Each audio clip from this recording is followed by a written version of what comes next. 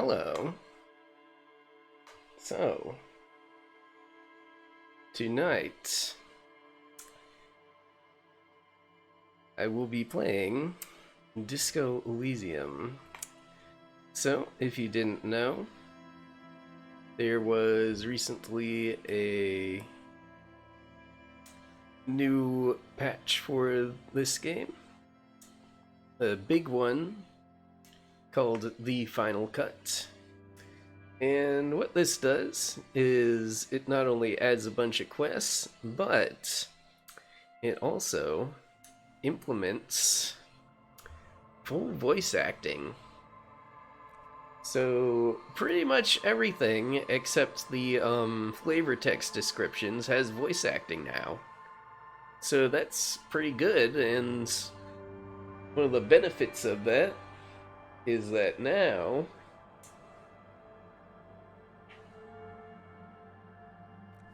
I can actually play this for you guys, and I don't have to narrate literally everything. So,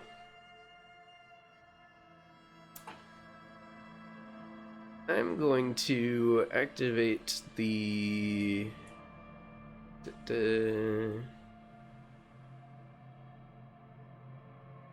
integration here. It's going to take a bit.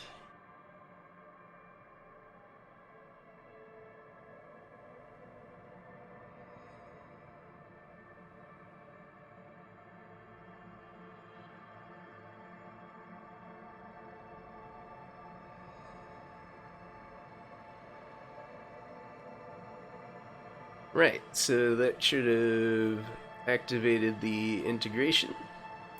Now the various features of that should work. So once I have my character up and running, you guys should be able to see their stats at a glance, know what's going on. And I believe the way this works is that you can influence the decisions that I make in the game. Give me temporary bonuses and detriments to different stats, I think. So yeah, that should end up being interesting. If you ever want to mess with any of that, feel free. I'll play through this assuming nobody will interact, but if you do, that will be there. Okay, so let's start a new game. So, this is an RPG, a role-playing game. And what that means is that there are stats. Yep. And you can choose from a variety of archetypes, starting archetypes to help you get a good idea of sort of how to play the game your way. There's a thinker who sort of knows a lot of things. There's a sensitive type who is sort of empathetic and understands sort of how people function and is attuned to that, but on the flip side, they're also sort of affected by people. So that's the big thing about this different kinds of stats in this game. So you can raise your stats to very, very high levels, and while that does mean you're very competent in that field, it also means you're very affected by aspects of it. So let's say, for example, you had a character that was that had really high stats in drama. Like, they might get so into things they no longer live a truthful life. They are entirely a character that they made up. Like, that's sort of the general idea of how things can end up shaking out. So, the sort of baselines they give you are thinker, sensitive, and physical.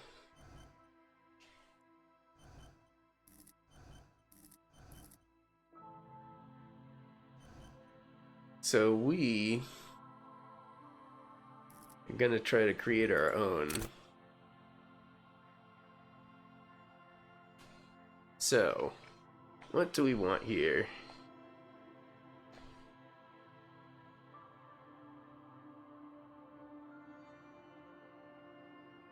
Well, we can randomize until we get something that looks fun. Because that's the thing with this, it's not really about mastering every check. There are gonna be stat checks you're not gonna be able to get through, but Disco Elysium makes it fun to fail. Like, you will unlock different interactions and interesting, funny sort of side paths when you fail checks. And there are a lot of checks too, where if you fail them, you can come back later with new information that will give you bonuses on doing the checks again. So it's very rare that you are actually barred from progress because of your stats. You might struggle a little bit. It might take you a while to get through checks that other characters would be able to get through easily.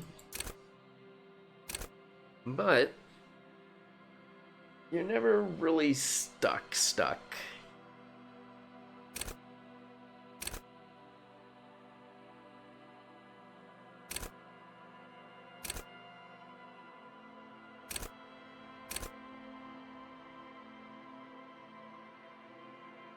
So I'm kind of interested in where this would go. We got a character with terrible intellect, a genius psyche, an absolutely terrible physique, and pretty good motorics. So I think we're gonna try this build. So now we have our skill sets here. And the cool thing you'll notice when we start the game is that these skills are not just raw skills. They're like characters in and of themselves. And you'll see what I mean soon. But anyways,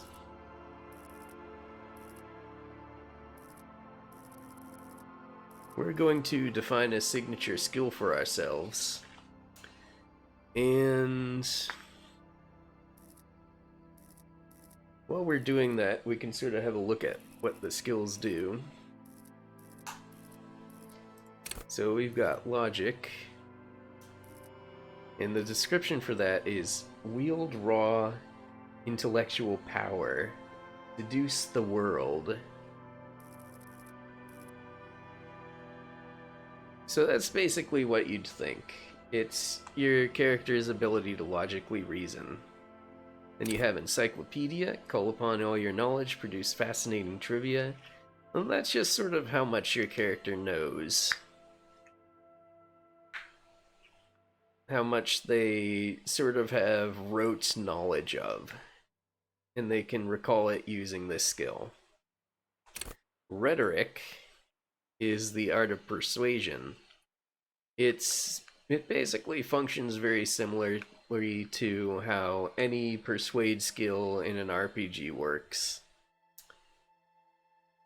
Basically with the caveat that it's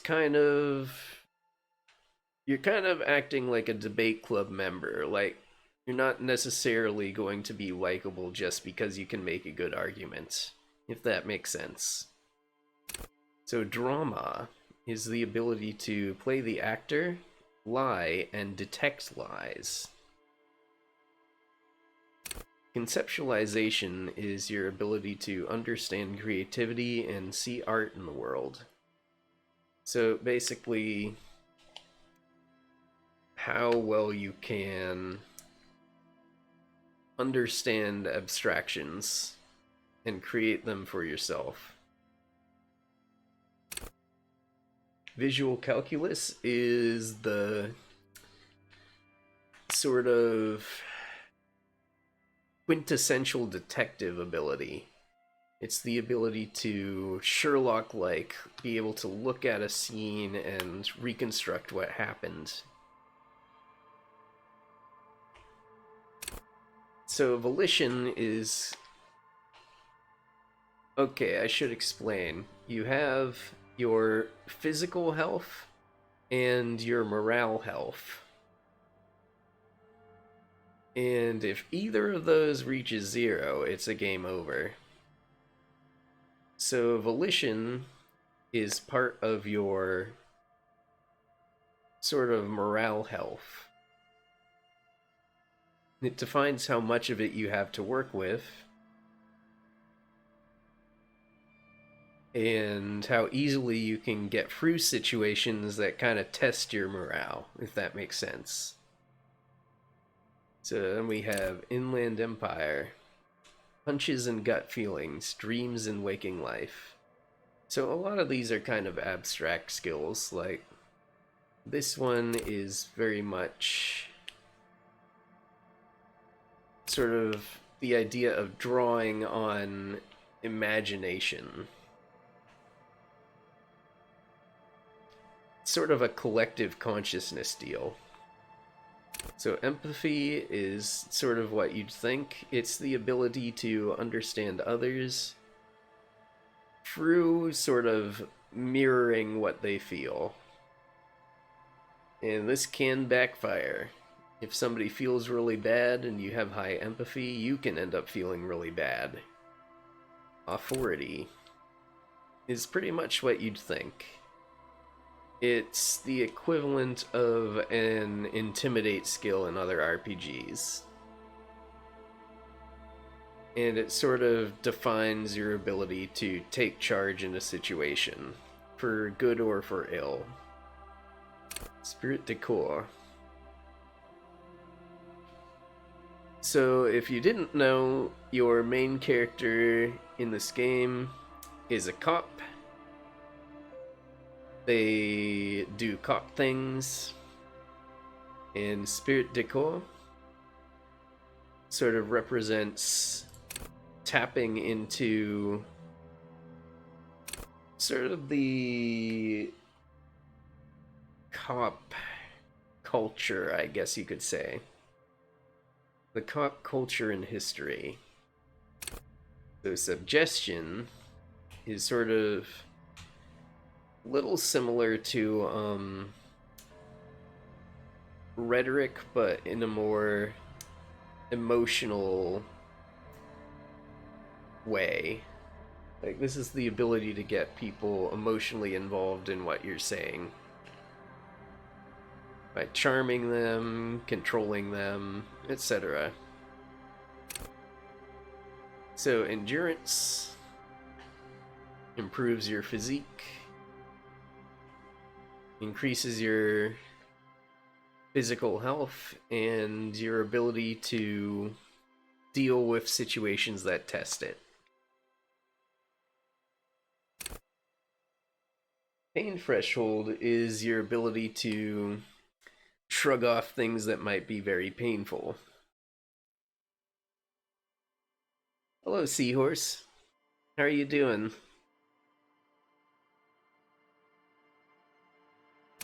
So, physical instrument is sort of...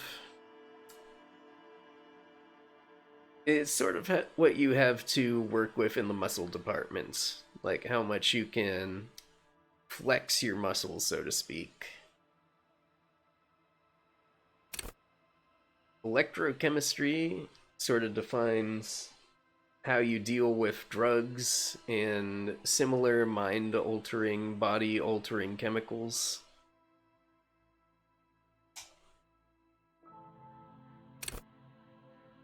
Shivers deals with your sort of instincts, and specifically as they pertain to the city and thinking of it as a sort of living, breathing organism, if that makes sense.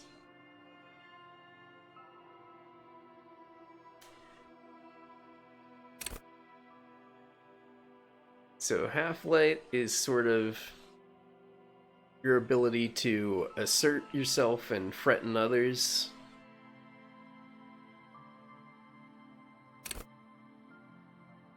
Hand-eye coordination is basically what you'd think. It's your ability to be steady and accurate. Perception is sort of how well you can see details in the world, understand the smaller things. Reaction speed is kind of self-explaining. It's just how fast your character is to react. So savoir-faire is sort of, how to explain it? It's sort of like, flair. It's being a sort of showman. Interfacing is your ability to sort of dexterously manipulate things in the world. So, lockpicking, messing with machinery, that sort of thing. And composure is like what you exercise in order to keep calm when everything in your body's screaming at you. So it defines your ability to keep a poker face. So that's pretty much all the skills, and a very brief outline of what they contribute to your character. You're gonna see all of these skills in action no matter what you choose. They're all a part of your character, and they all pipe up at different points in the game to say what they're feeling. So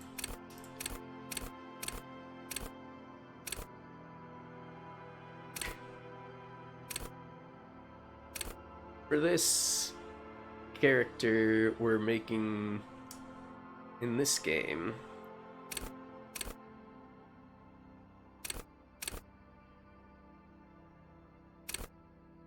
I'm going to give them the signature skill of Inland Empire.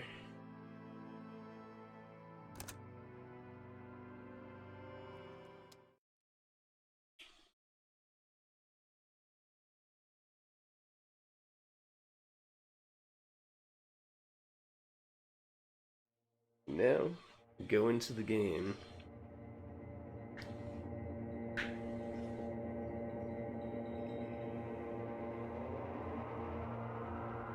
Got a big red button here that says begin. There is nothing, only warm primordial blackness. Your conscious ferments in it, no larger than a single grain of malt. You don't have to do anything anymore. Oh. Ever. Never, ever. Never, ever, ever? Never, ever, ever, baby. Okay, I'm gonna simply keep on non-existing. An inordinate amount of time passes. It is utterly void of struggle. No ex-wives are contained within it. Hold up. What was that about the X something? An awareness creeps up on you. A mass lies hidden in your dead angle, soaking in some lurid acidic sauce. It's bloated and shameful, a ball of meat surrounding you. This is a terrible line of questioning, and it will only lead to more awareness of the meat thing. No, I wanted to know about the X something. I'm gonna play Ex-love, curious. ex-tenderness. It is foolish of you to resurface to the loss. Not after all the damage you suffered to get here. Some of it irreversible. Stay. Sail with me through the abyss of pelagic zone. No, I want to get off now. I like pain and burning light and wanting things from people who don't want to give them to me. Do you really? I do. Let me off. You wouldn't like it if I told you what was back there. Why'd you think you had to bludgeon yourself into oblivion? Or did you not sense yourself marinating? Poured so much on yourself, got a bit carried away, did we, Chef? Fear and apprehension. You should ask what's out there first.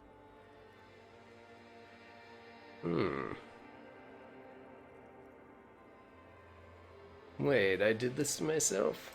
Yes, your one disco mother. Okay. So tell me, what's waiting for me? There's this giant ball there. An evil ape. And the evil apes are juking it out on the ball. You're one of them. It's basically all just evil apes juking it out on a giant ball. Wow. How big is the ball? You can't even make out it's a ball when you're joking it out. It's that large. So, how small are the apes then? Infinitesimally small. And this duking it out I keep hearing about, what's that? Vying for resources. It's just a stupid expression you picked up somewhere. The part of the presentation you want to take home with you is this. You have to beat the other evil apes in the face, or you lose. Well, that's sad. Yes, it is. And you drowned in that sadness a long time ago. Wait, what do you mean drowned? You lost. Did I?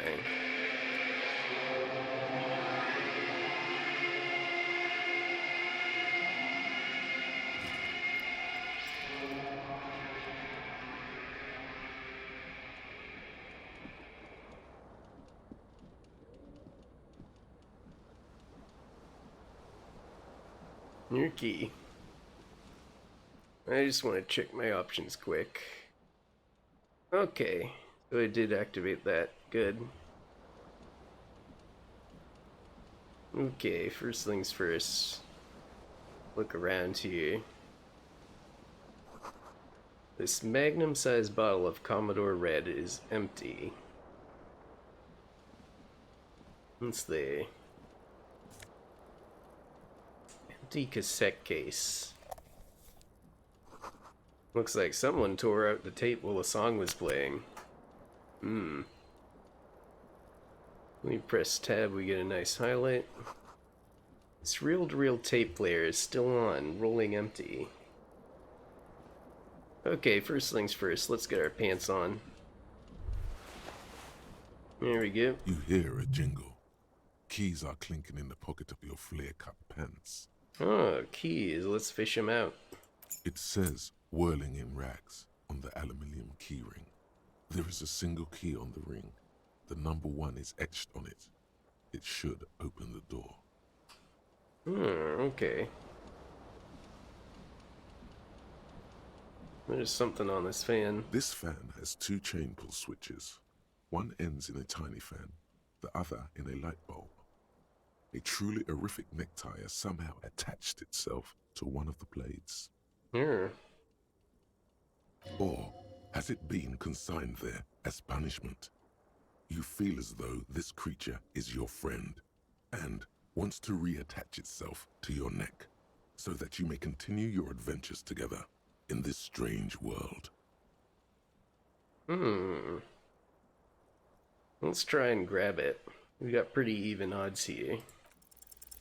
You reach out to grab the tie. Failure. But what's this? Diffuse, radiating chest pain. Doom comes over you. Let's grab that. You feel something in your chest, an unnatural pressure. It's spreading to your left arm, your jaw. So I'm guessing this is bad. Very, very bad. This is the end bad. All you feel is pain and weakness. You have to surrender now. We all do. It gets so dark. You don't even see her face. Like you always thought you would. You only see pain and fear. And there we go. Not even 5 minutes, Cop and we suffers suffer final a heart attack. A detective lieutenant of the RCO passed away yesterday. His death, though abrupt, did not come. Okay. Unfortunately, we didn't have a save yet, so we're gonna have to very quickly reconstruct ourselves. Fortunately, I remember exactly what we did here, so this will be very quick.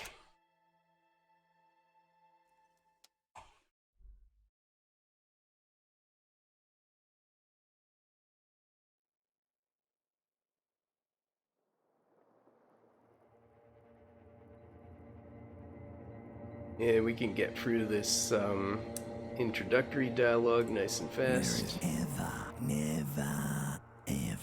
never an inordinate amount of time passes. An awareness creeps up on Ex-love. Do you really? you. Wouldn't like. Fear and apprehension. There's this giant ball. You can't even. Infinite. Vying for resources. Somewhere in the sword, like a fly to the ointment, you're conscious. You can take it. You're a champion.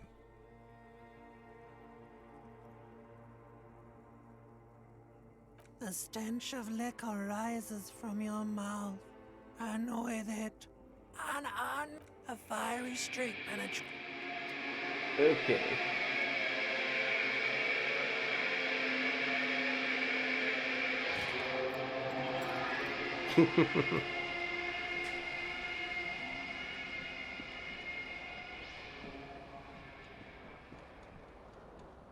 So, I forgot that the build we're using starts with 1 health, so I will have to save.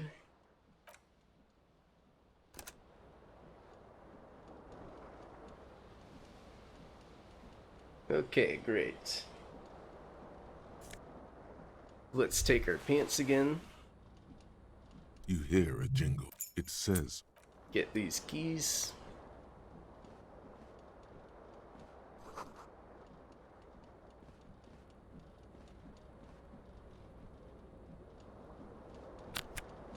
And let's get this.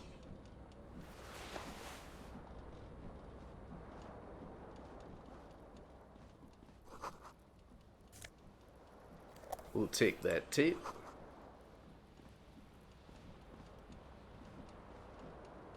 this fan has 2 chain pulls, or has it been consigned there as punishment?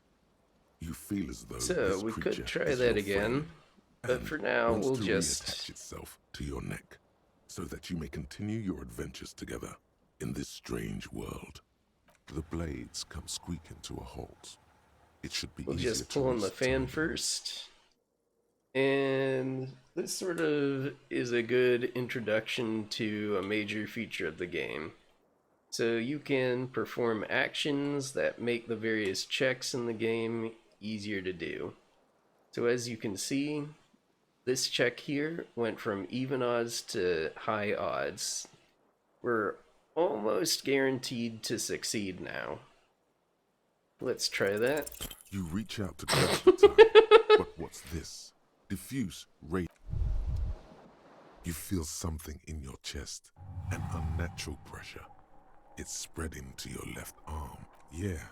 Scream. There's no shame.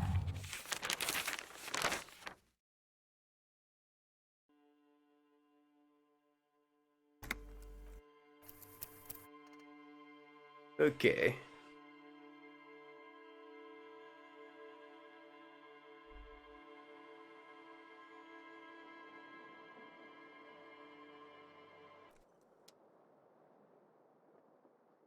So I said before that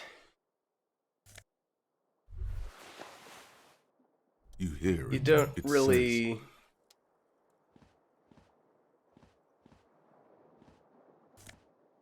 fail super bad in this game, and failures just kind of make things more interesting. Well, the exception is at the very start of the game where you have no medicine and no ability to heal yourself.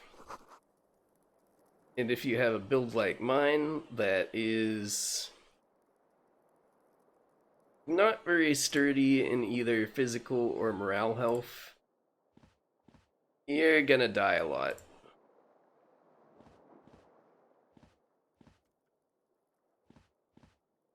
So let's try this one more this time. fan has 2 chain pulls. Or has it been consigned that the blades come squeaking to a halt? It should be easier to reach the tie now. You reach out to grab the tie, but what's this? Diffuse radiant.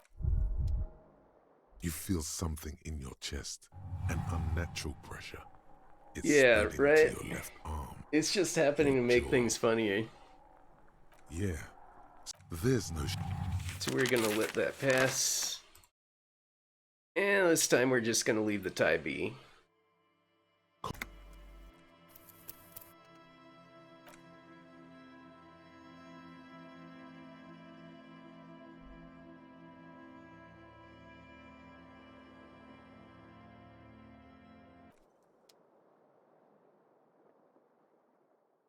If we pick up like a couple of health items later, we might give it another shot.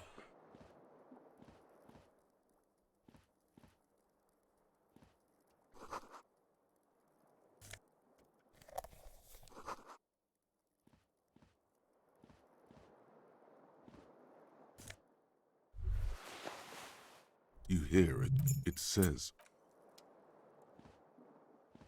Okay, so let's grab our clothes.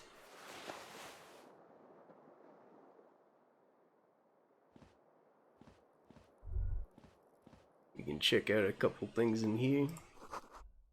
Words fail to describe how rank it smells in here. They should have sent a poet.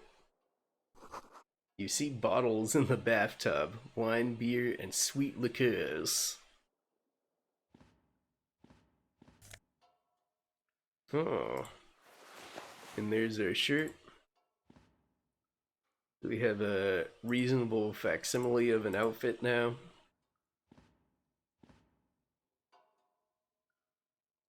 There's a mirror here, it looks like.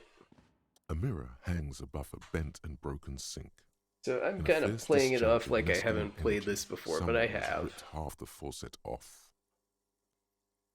It's just a stream thing for your benefits. Hot water sprays from the base, and steam covers the mirror. You cannot see yourself, just the outline of a man. Suddenly, you realize you have no memory of the face that awaits you there, underneath the soft vapor. Really? Nothing? Really, all recollection of the person you are, the people in your life, and even the world you're in has drowned in a sea of blood alcohol. This was no mere night of drinking. It was a deluge of world-ending proportions. Okay, let's wipe As the you mirror and slowly see. reach your hand towards the surface of the mirror. Abort. You clearly have not thought this through. You won't like what you see there, and you will never unbecome it. Maybe I should touch it first, make sure there's nothing wrong with my face. Yeah, there is definitely something wrong with it. What? What's wrong? Where to even begin? There is the bloatedness, then the swollenness. It's like there's an upholstery of alcohol underneath your skin. I've gotten through a decent amount of it, but I haven't completed it. I've gotten to the point where the the area with what is it, like the beach opens up, I guess.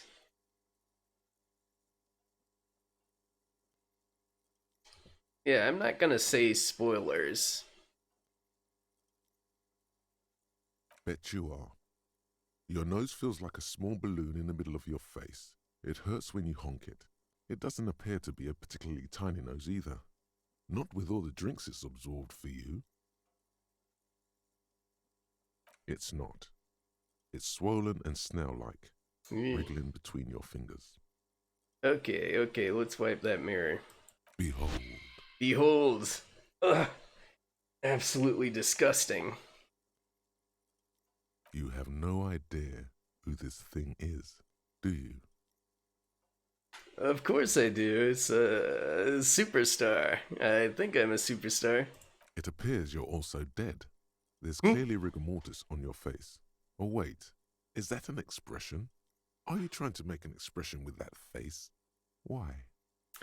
I think it might be because I'm a superstar. Please stop. It's horrible. You're scaring yourself. You couldn't stop if you wanted to. It's neurological. No, this is what superstars do. I'm gonna keep making the face. You can't, can you? It's like it's not even voluntary anymore. You have worn that grin into your face, and now it won't come off. What does it even mean? What is the emotion you're trying to convey? Well, superstardom, of course. You should check yourself for a pulse, superstar. From here it looks like a cadaverous spasm. Okay, okay, I'll check for the pulse. You find no sign of life on your swollen neck. However, putting your hand on your chest reveals an irregular heartbeat. You appear to be alive, for now. So we are not gonna try either of these.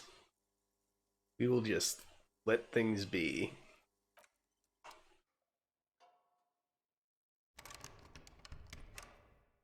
That seems locked.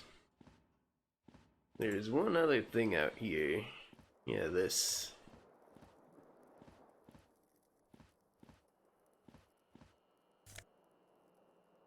A green shoe. A single green shoe, you will notice. And here we have The window a stands broken window. in its frame.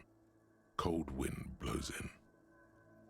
Let's look The out. morning light hurts your eyes. It's hazy, but you see the ocean and some war-torn buildings.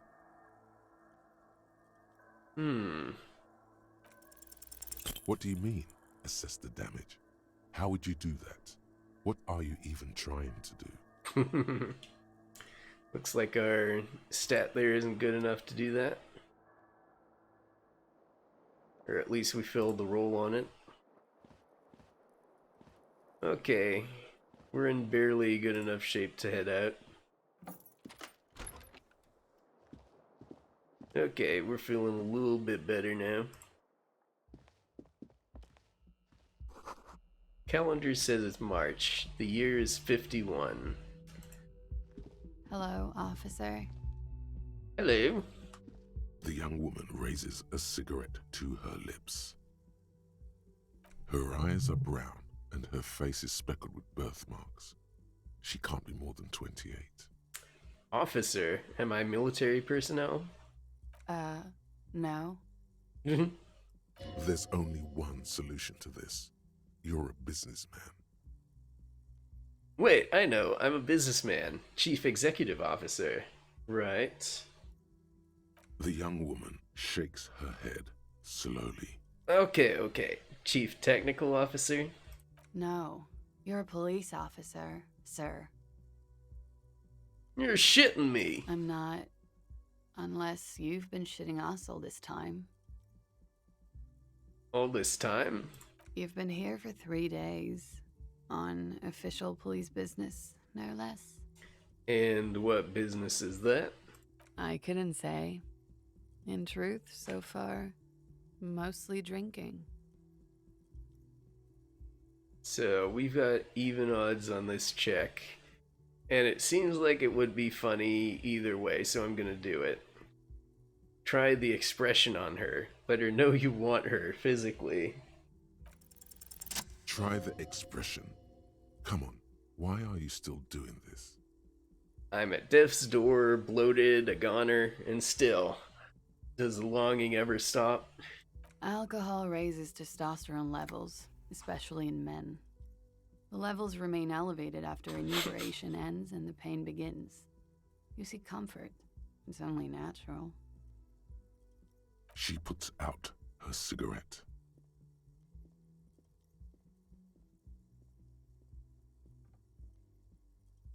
Something stirs in you as she's about to go. Call it an instinct, a need. The need to ask questions.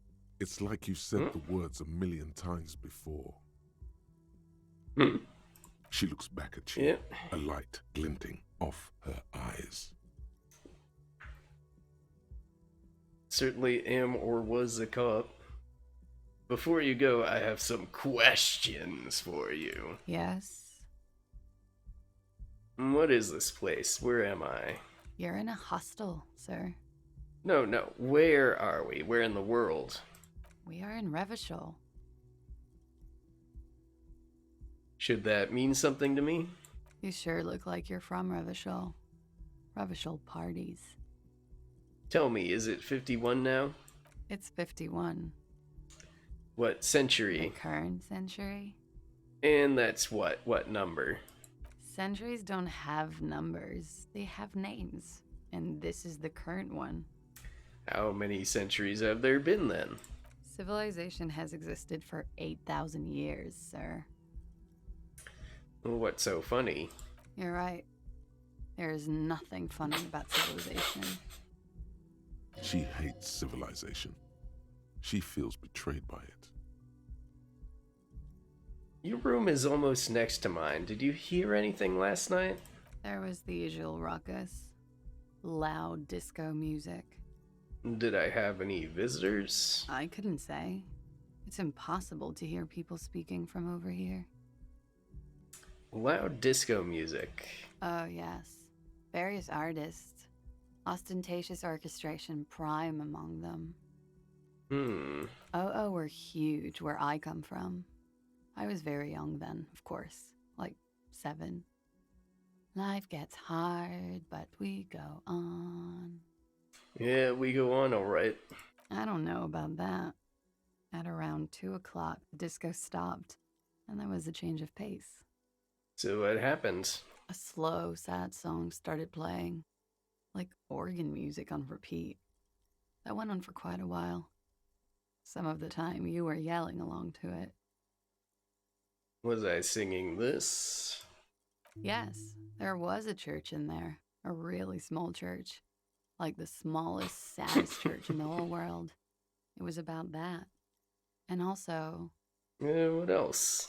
that it doesn't matter anymore and that we're alone now. It was difficult to tell. The song itself was very quiet and soft, but you sounded like a winded boar, sir. It was hard to understand what you were singing on top of it. So when you say wounded, do you mean that in a cool way? Like a wild beast? Yes. It was very cool. And then what happens? Then you started screaming and trashed the place. That's so me. What did I do? A window was smashed. The tape player, probably. The song stopped. And furniture, too. A real destructathon. There was screaming. Then I think you passed out. Please tell me there wasn't anything else. There was. I think you screamed that you didn't want to be this type of animal anymore. I may have misheard, but it was sort of memorable. I went out afterwards. Everything was quiet by then, around 4 or 5. And that was it. Okay, you can go now. Glad to have been of assistance.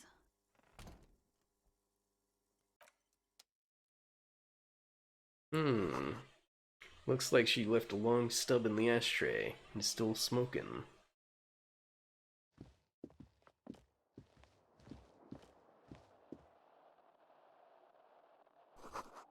There's something on the table.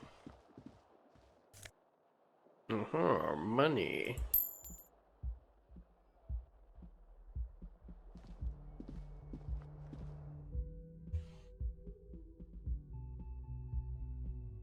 Let's check out what's out here.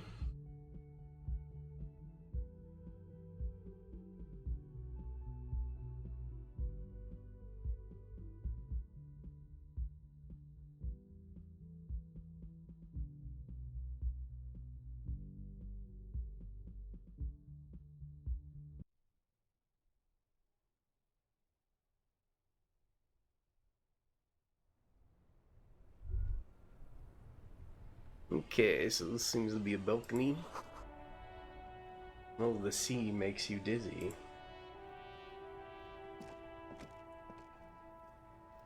Ah. Where's our other shoe? There they both are. Two identical shoes, both copiously green and indiscriminately snakeskin, reunited on your feet. Wait, these do not look like normal cop shoes. It's pretty clear a normal cop is not what you are. So how do they fit? Good, they're balanced, comfy. Feels like the only good thing about you right now, truth be told. Okay, so we reunited our shoes.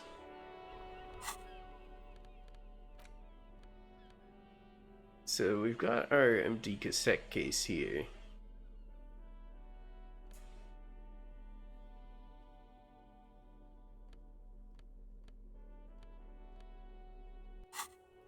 That's pretty much all we got at the moment.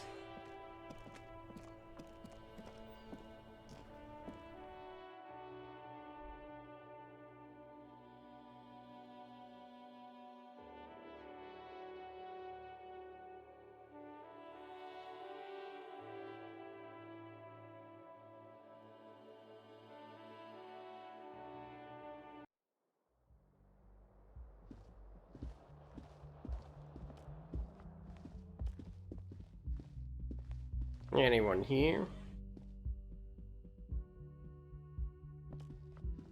No?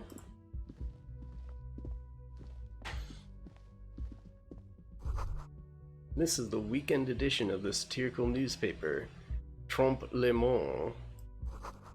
Nothing on the front page rings a bell. Strange.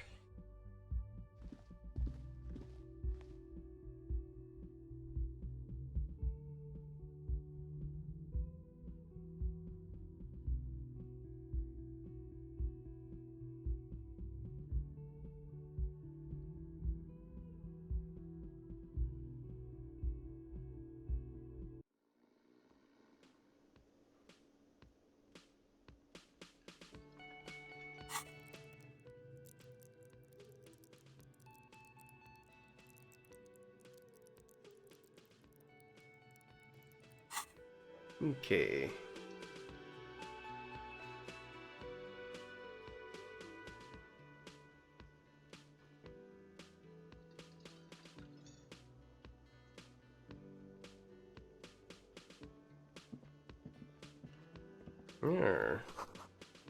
This is where the lyrics would be.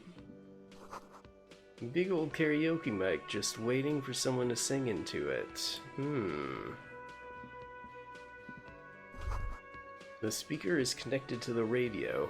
The music is seasoned with static. You should totally sing karaoke here, the first chance you get. Your emotions need to be expressed. People need to know your vast, oceanic soul.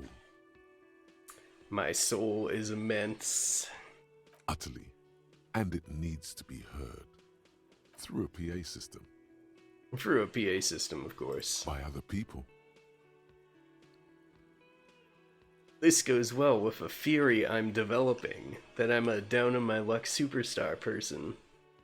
Who is mistakenly identified as a cop for his prominent jawline? Yes, sounds likely. You should probably go on stage and pose for a moment when you're done with this thought. See if it works. What should I sing when it comes to it?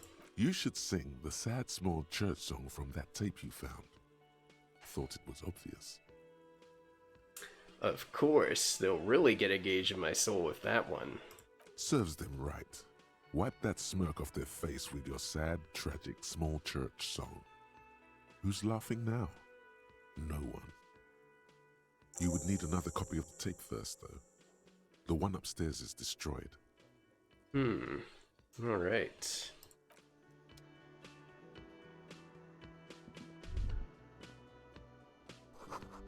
This feels right. You belong here. I belong here.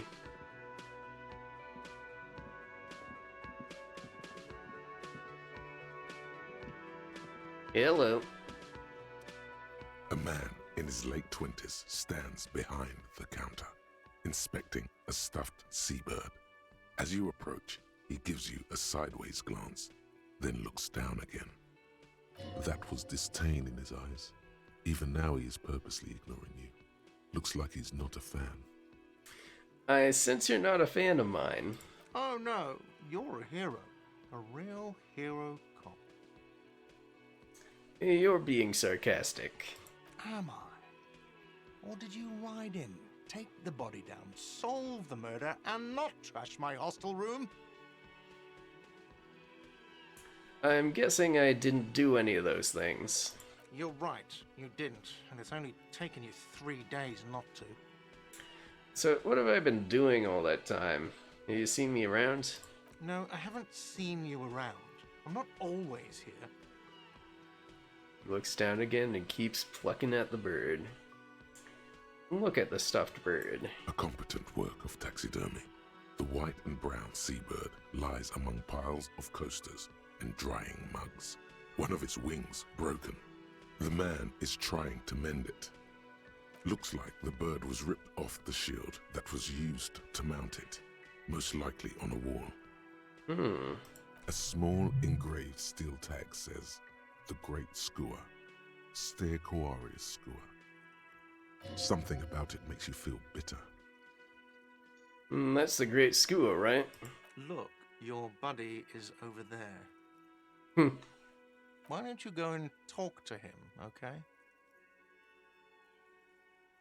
What do you mean, my buddy? He pretends not to hear you, concentrating on the bird instead. Are you the bartender? No, I'm not the bartender. I'm the cafeteria manager. Okay. He's very animated all of a sudden. This seems like a touchy subject. Let's press him for fun. You look like a bartender. That period of my life is over. Not everyone who stands behind a counter is a bartender, okay? I'm the cafeteria manager. What's the difference? I have 3 cafeterias to manage. 3. Sylvie tends the bar here, not me. I'm only standing in. Where did this, Sylvie go? She just, you know. There's something there, and it's not good. That's all you know for now. Okay. That's all we have to work with.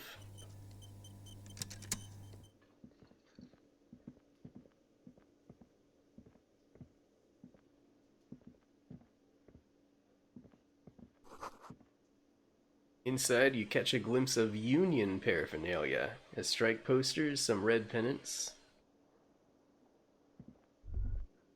The soft purr of an electric juicer comes from the kitchen. Someone is working. The door is bolted. A sign reads, "Kitchen reserved for personnel until 1300. This is a water cooler. A large bubble is rising to the surface. Oh, we can interact with this. Oh, a Nosifed. That will be very useful. The menu has been wiped clean. Only the word Monday is written on it.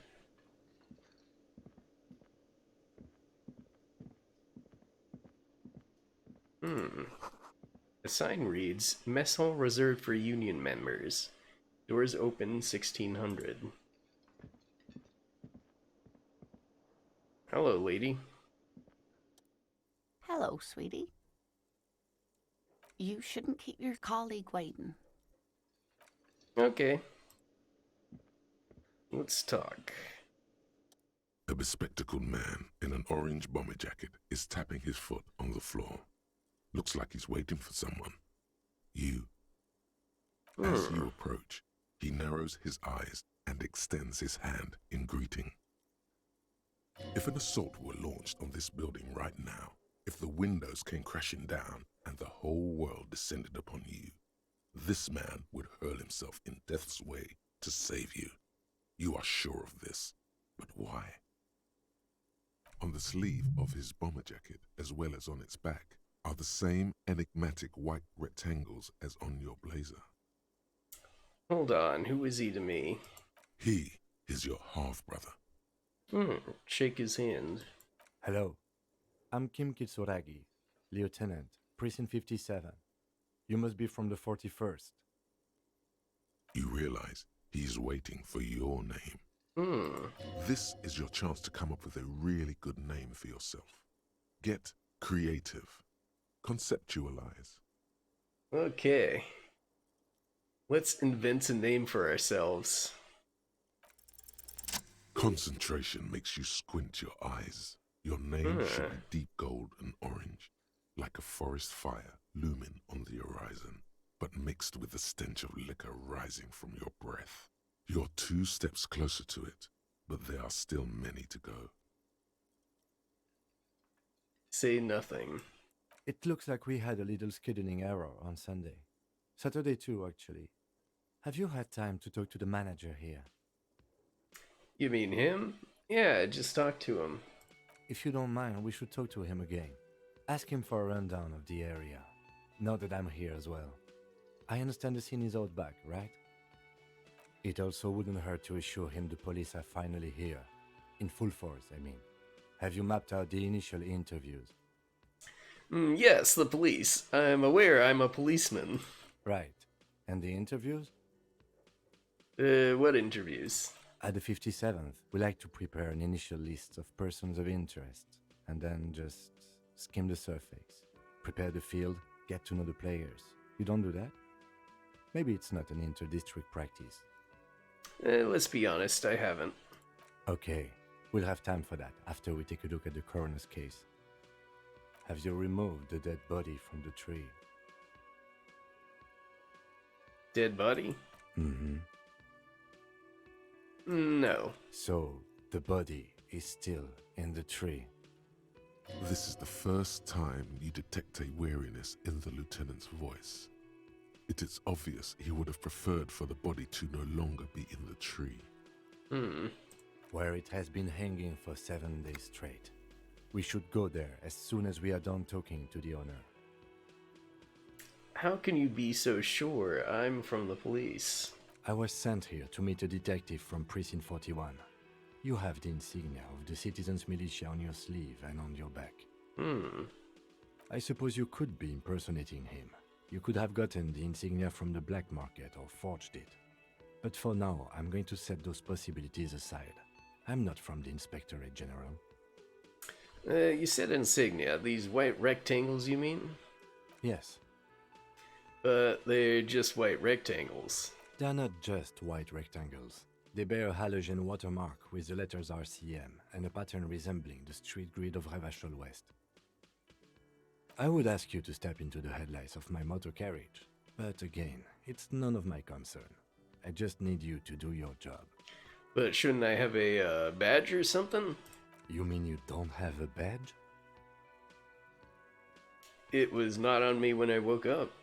Losing your identification card is a serious matter. My vehicle has a shortwave. You can use it to report your badge missing. I would advise you to locate it as quickly as possible. But getting the body down should still take precedence. But I can't remember anything. I can see you drank last night and the night before, and that you are still drunk now. But I have seen officers go through worse. Much worse. If you need something for your headache, there is a general store nearby. But as I said, the dead body should be our #1 concern. Okay, but what if I told you I'm not really a police officer? We all feel that way sometimes. There is no such thing as a police officer, I'm afraid. What remains is that there is a dead body in the tree. Someone has to figure out who put it there. If we don't, no one else will. Drinky. But first, we have to take it down. Okay, so what were we supposed to do again? Talk to the manager. Then we go out back and take the body down. Alright, sounds good. Let's roll. After you, officer. Lieutenant Kitsuragi is now in your party. You can talk to him whenever by interacting with him.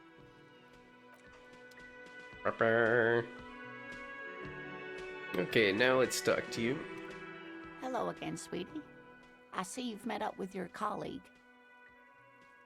The lieutenant nods politely.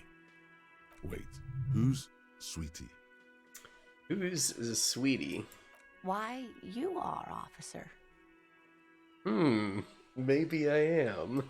And have you found anyone to be sweet to?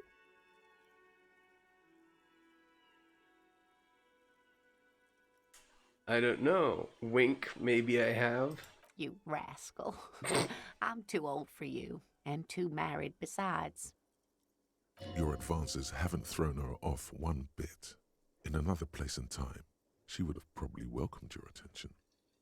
You must forgive me. I'm getting so scatterbrained. I completely forgot to introduce myself.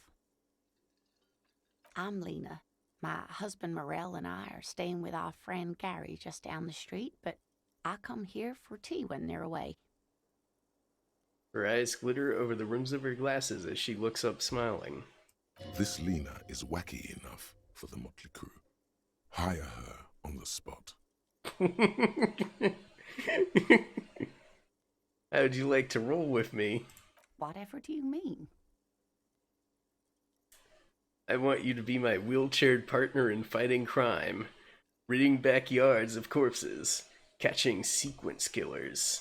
Sequence killers? Oh my. But I think you already have a partner, sweetie. A partner who needs you to help him get a corpse down from a tree.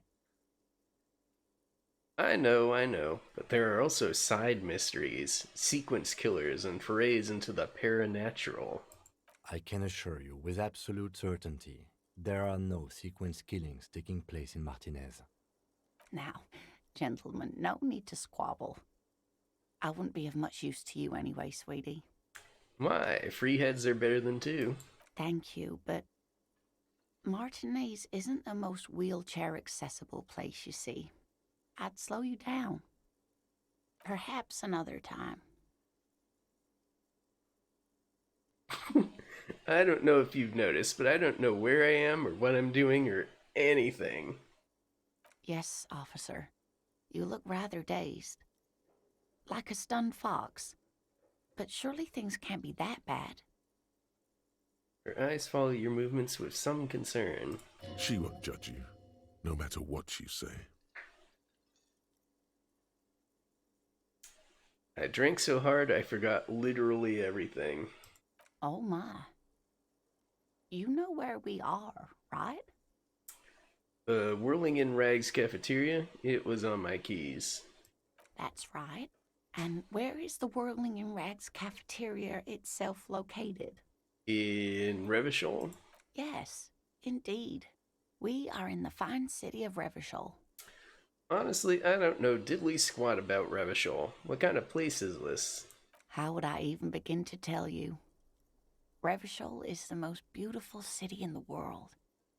We're fortunate to be here, you and I. I haven't seen very many other cities personally, but everyone says so. Revachol is a rare jewel. This city used to rule the world, though it has seen better days. And there's a pause as she studies your expression. You must look quite lost. Speaking of history, you know what year it is, yes? It's the spring of 51. That's right, dear. How splendid. Here, take this pen. Knowledge should always be rewarded. Nice, Her scored a relief is pen. palpable. She was getting pretty worried about you there, but now she relaxes her shoulders. I can tell that this is taxing for you, so I'll just ask one more question. What regime are we living under? What mode of government?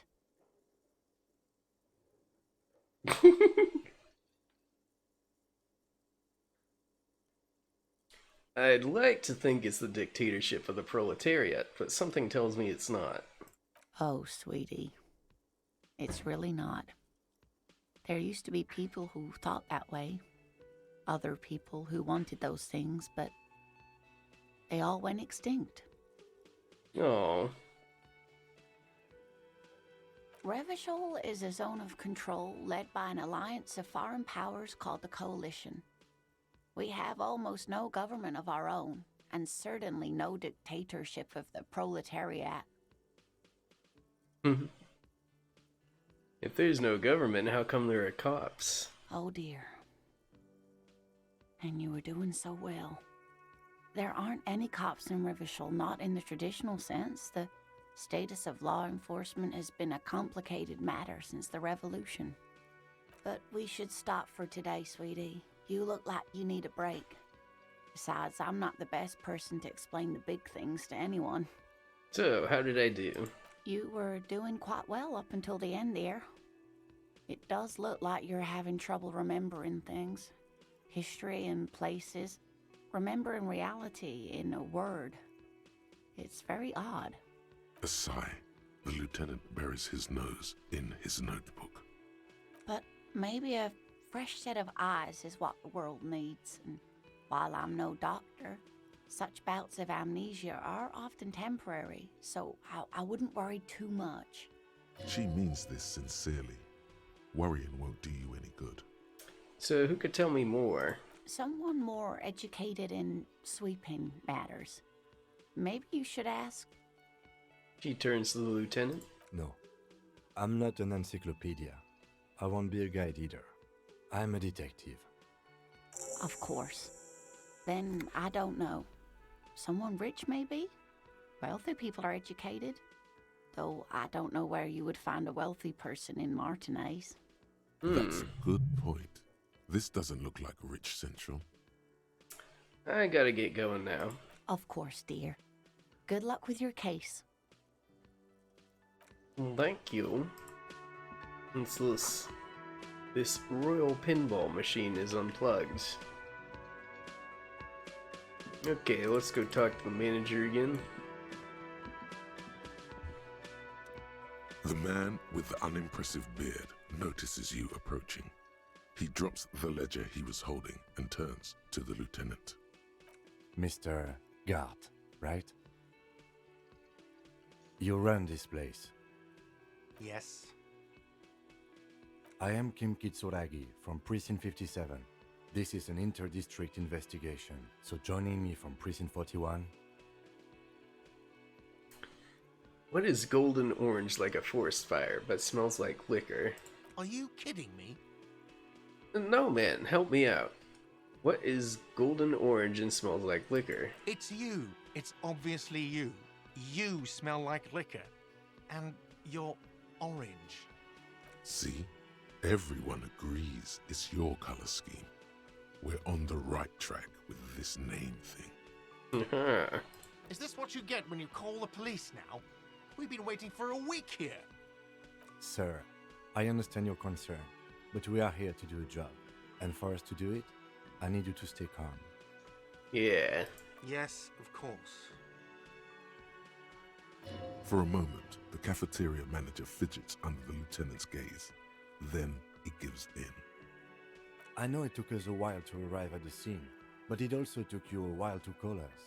It was you who placed the call, correct? No, I only just got here. It was probably Sylvie who called you. She usually works the bar here. I'm only temporarily taking over her duties. Do you have her number? As a matter of fact, I do. He looks behind a pile of coasters, finds a slip of paper, and hands it to the lieutenant. This sounds like something you can use to call this Sylvie later. You said you just got here.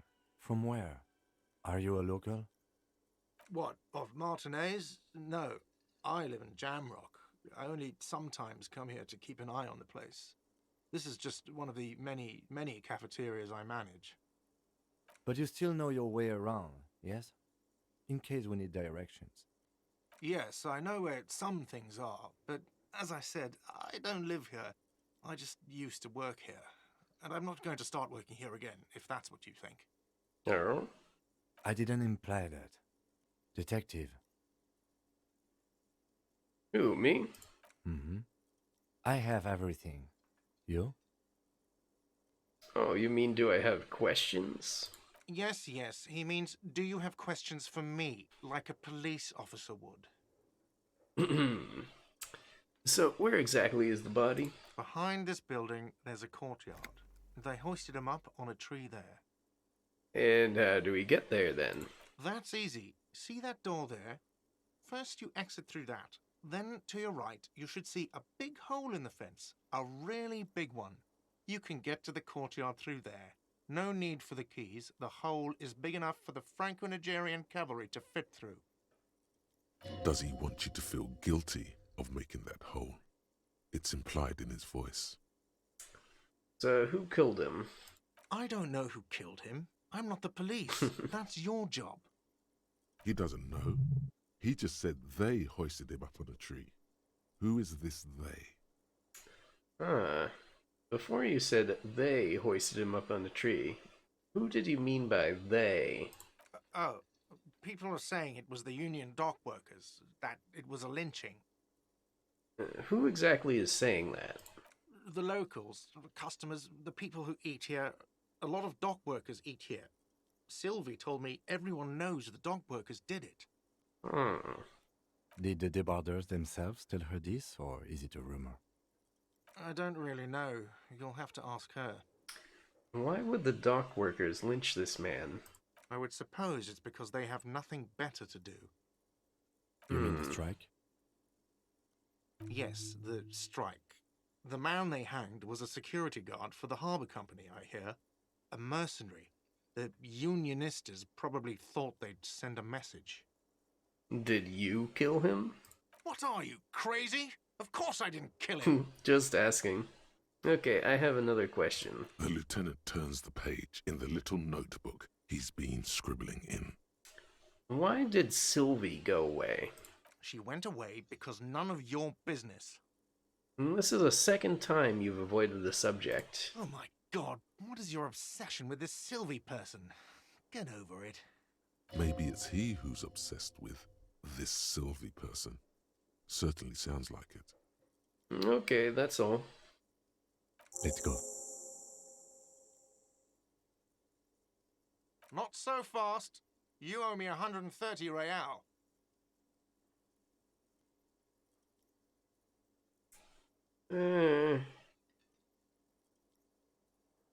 What's real? Oh, excuse me. You owe me 130 real. The IIR, or Inter-Isolary Real, is the global reserve currency. Whatever part of the world you're in right now, it's safe to assume he means you owe him some money. Oh, I understand. You mean I owe you money? Wow, you're a genius. Yes, that's right, money. You owe this establishment 130 real. You're under arrest. You can't arrest me. I haven't done anything. Put this man in his place. From the bottom of your blue soul, a term emerges. Refusal to aid an officer of the peace. You are impeding me from carrying out a murder investigation with your inane requests for money. But it's not inane. You owe me money. It is cruel of you. A man has been killed. File a request for compensation with Station 41. We need to work now. Okay, you'll only have to pay for the window and the drinks. That's 70. I'll get the rest from your stupid station. Goodbye, and thank you for your cooperation. Don't thank me. You still owe me 70. If you don't have it by tonight, I'm not letting you back up there. That's enough now, sir. Good day. By the way, where is home? The address is coming up blank, and this place sure isn't it. Do I even have one? But you've been at this hostel cafeteria for only 3 nights. Where were you before? You had to be somewhere. I don't know. Near? South, maybe. You don't really know, do you? I don't. Does this mean I'm homeless? South, maybe. Doesn't sound like somewhere you can stay if you run out of money. I'll live in a dumpster, I don't care. Fuck everything. Hobo cop. Entertain the thought when you get the time. Maybe being a hobo and a cop has its advantages. So now what we can do, we can go in here and internalize the thought. Hobo cop. A cop and a hobo. A hobo cop. Upsides. Can be dishevelled, doesn't have to wash, carries himself with lurched gusto. Hobo cop doesn't need anyone or anything. No one can kick you out because you don't have a home. Never pay rent again. Never again here. You're drunk. Why did you even come here, Harry? Go home. You're embarrassing yourself. Downsides. Are there any? I mean, seriously, give me one. So we can internalize that thought, and we get these temporary research quote bonuses. In this case, we lose a composure.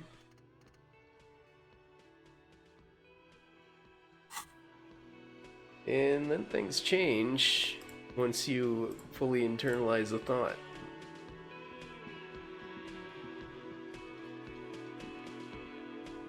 Okay, so we're going to go out and check out the body.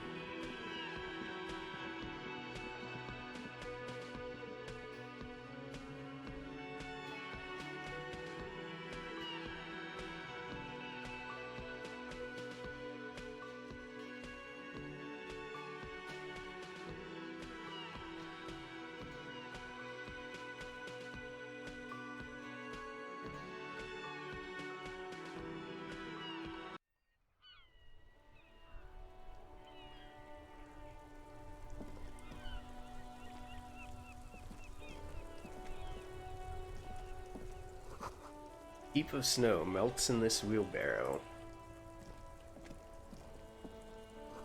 The street sign reads, "Fuck the police." The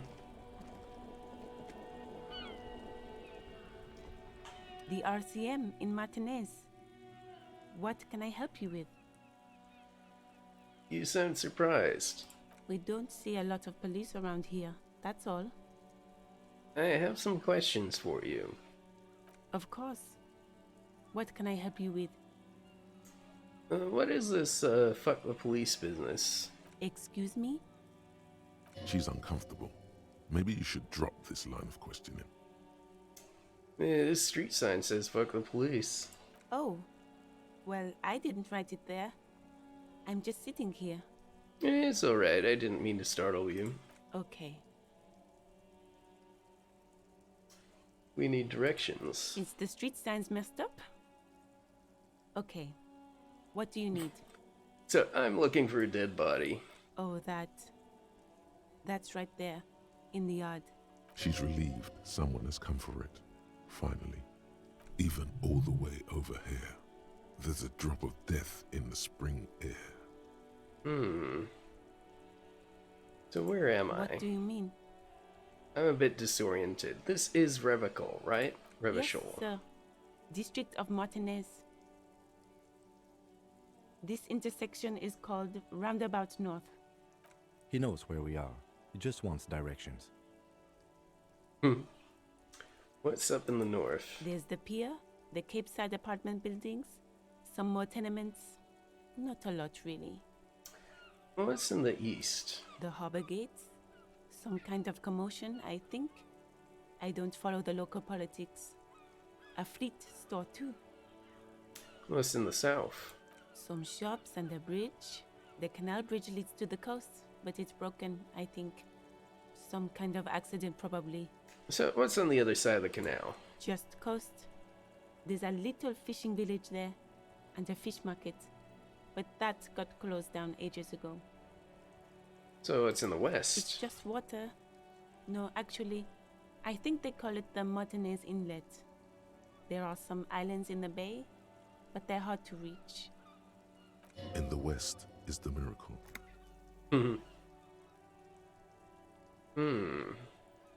No problem. Who are you exactly? Me? I am just a gardener. Cool, and what are you doing here? I am working. Working on what? I have a greenhouse in the yard there. I've been trying to get some work done. There's discomfort. She stops mid-sentence. Go on, it's okay. As you already know, there's a corpse there, hanging from a tree. It smells pretty bad, so I have to take breaks. Don't worry, miss. Understandable. We're here to clean it up. You can get to work soon. Thank you. My head is about to explode from all the salts I've had to inhale. Oh? Salts? Ammonium salts. Perhaps useful for later. I have to run. Of course. I won't hold you back. If there's a corpse, then you're going to need those gloves for the autopsy. One more thing. Can I borrow your gloves? Sure, keep them. I have another pair. Thank you. Okay. So we will be able to equip these gloves. Will be handy for the autopsy. Give +1 interfacing.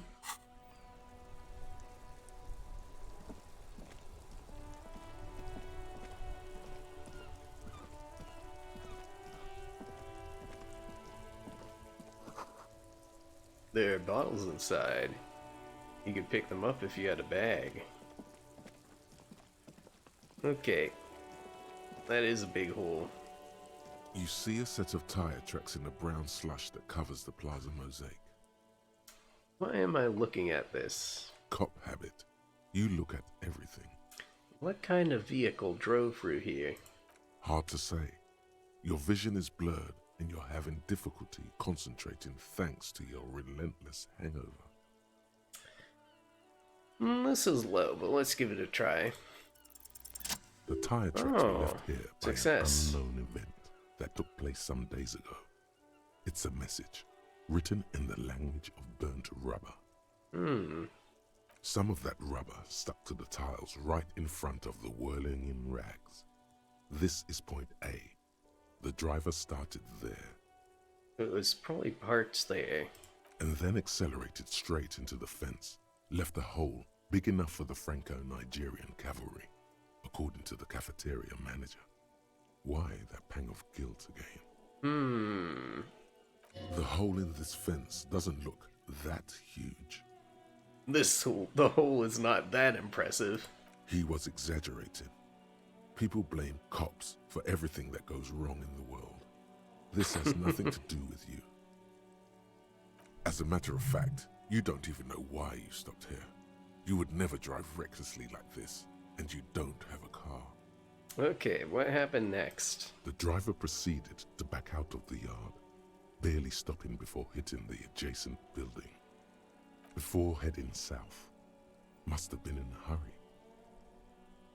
A car drove through the fence. You are correct. This is a rather motor carriage friendly city. Somehow that makes you feel scared. You don't know why. Is this connected to the case? I'm not sure. There are plenty of traffic accidents waiting to happen in Martinez. With the jam right here on the roundabout, I would keep them separate. You could follow the track south. There seems to be a canal there. See where they went, if you find the time. Alright. That could be something.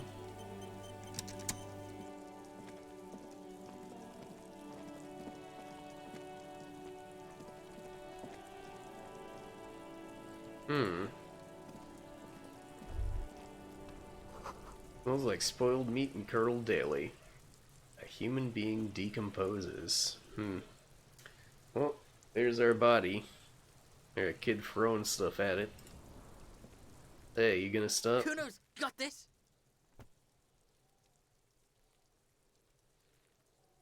Oh yeah, nappa comfy, Kuno. Hey kid, a word. Police business. Right in the dick, Kuno. Get him right in the dick.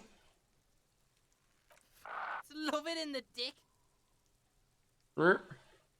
The boy is sweating profusely.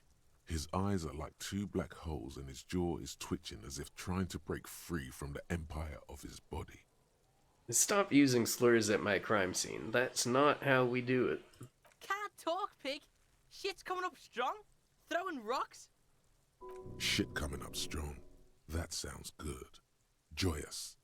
You should hang out with this kid and see what that juicy shit is all about. Juicy, what now?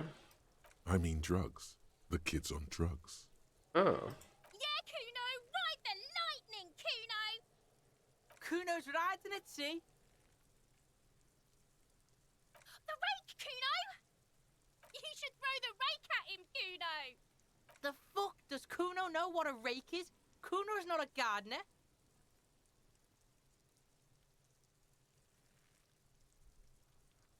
Kim, what should we do? We shouldn't do anything. I don't tempt such forces. What forces? You will see. You kid siblings? The fuck are you talking about? He's calling us Kuno! He says we're fucking each other! Look, I have questions for you.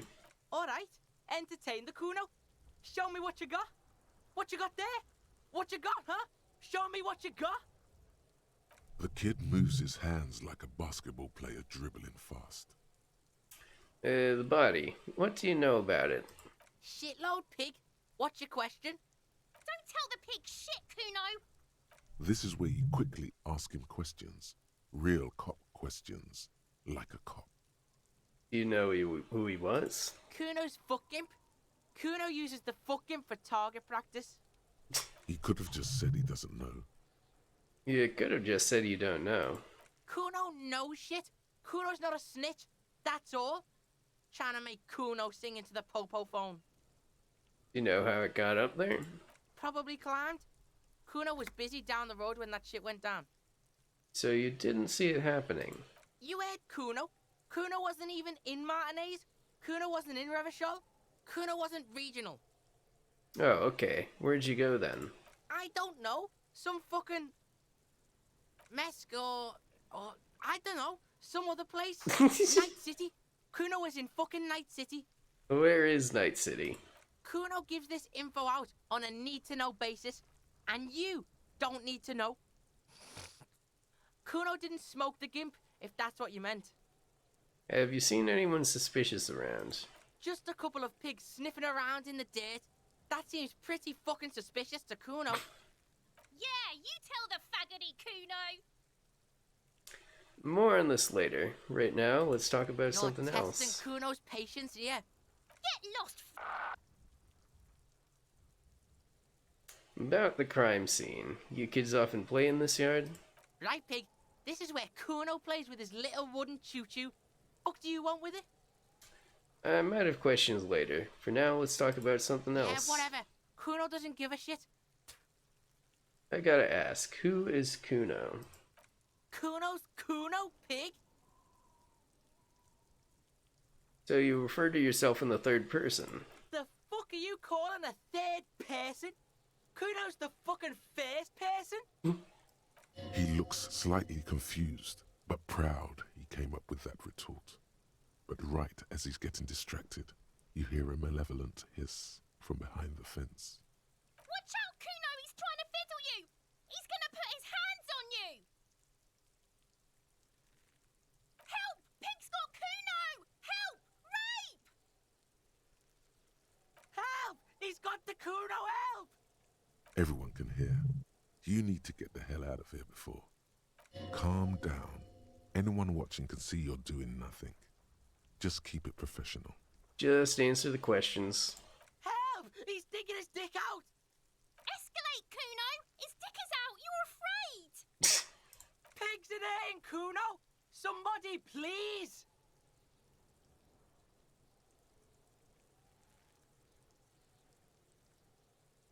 What is this sick charade? No! Get off, Kuno, you sick fat fuck! Are you high right now? Help! Misters, help! He's having the time of his life. Total ecstasy. Fuck the pig. He's flashing, Kuno! He's showing his genitals! If you don't help Kuno now, it'll be too late. Don't punch him. I know you wanted to hit me. You got that I'm gonna fuck that Kuno up look that Kuno's dad gets. The murder look. The rage look. Yes, but I didn't act on it. It was just a fantasy. I know what you thought. I'm gonna fuck that Kuno up. I'm gonna shut. You're nothing. You're a joke to Kuno. Kuno laughs at you. King Kuno!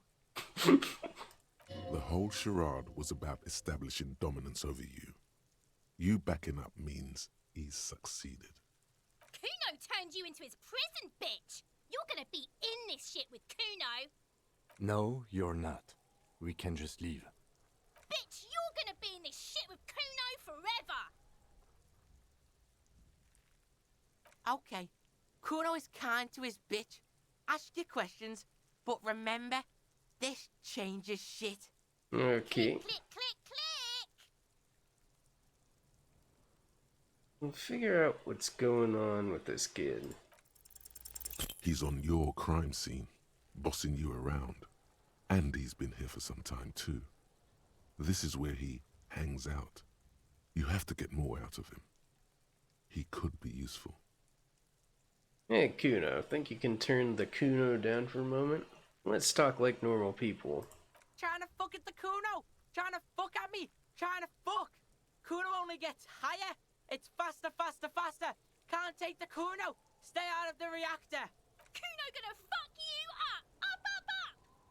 Normal is not what we got here. You've got to work with what you have for now. Okay. Kuno doesn't fucking care. Can't do anything with him now.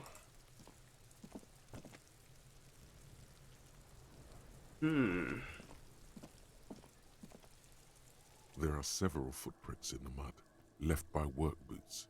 Anywhere from 6 to 12 pairs have walked here. What kind of boots? Heavy workers' boots with reinforced toes and hobnails, all over the yard.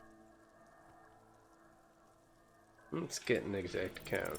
What do you think you are? A super detective? You're hungover. These are just dents in the mud. No pattern emerges for the time being. Okay.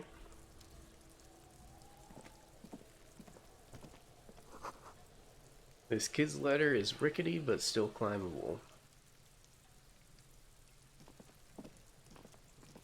So let's take a look at this. The corpse looks at you with bulging white eyes. The face around them does not look human. It's swollen and ready to burst. His lips are fish-like and his tongue like a ball gag in his mouth. You seem to be holding your breath. A cargo belt twists his neck at an unnatural angle. The body below appears stiff. It's letting out an ungodly rot. The smell seeps in, even through your clenched nostrils. God, what is that? Why is it so bad? Active decay. It's okay to throw up, officer. No one is judging. He's about to blow. Cock's gonna blow, Kuno. Let's leave. I have an idea. What's this? Letter R wears a crown. On the ribbon below, a light above descending.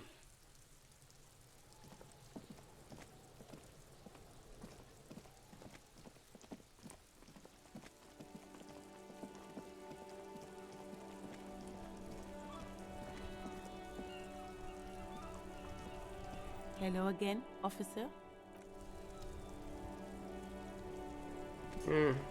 Guess I can't do that yet. Okay.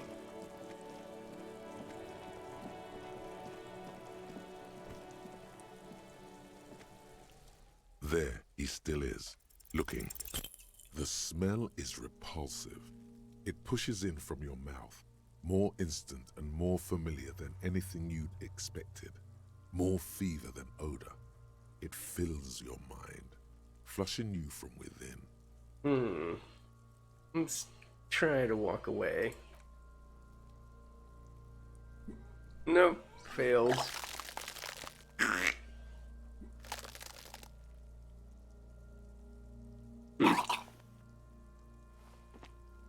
Too late.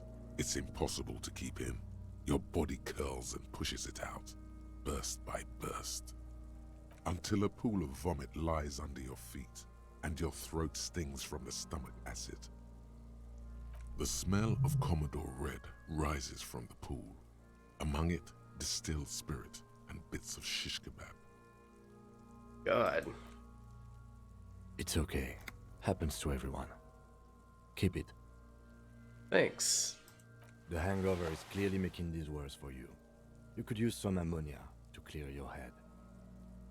You think ammonia would help? If you can handle the headache. Some officers use it to deal with cadaverine odor. But not you? I can't handle the headache. Okay, where do we get ammonia from? That young woman, the gardener, mentioned she used salts for the smell. Ah, okay. If she doesn't have any, there might be some in the fridge store nearby.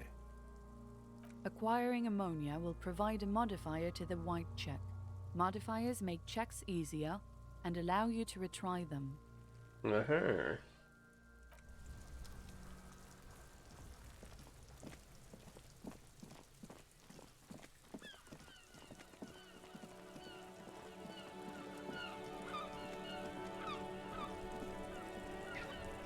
Hello again, officer. How are things?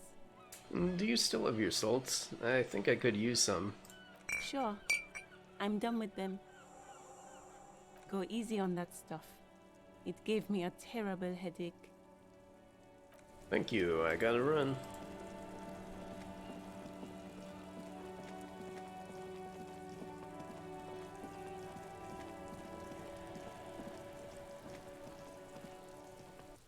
There he still is, looking right through you with his white eyes. The body below is entirely dedicated to that corpse smell. Emitting it is all it does now. Okay. Still very low. Well, let's give it a shot. The ammonia only makes it worse. The combination forces tears out of your ducts. You manage to keep it in once. The second time, not so much. When the vomiting is done, your cheeks are wet with tears.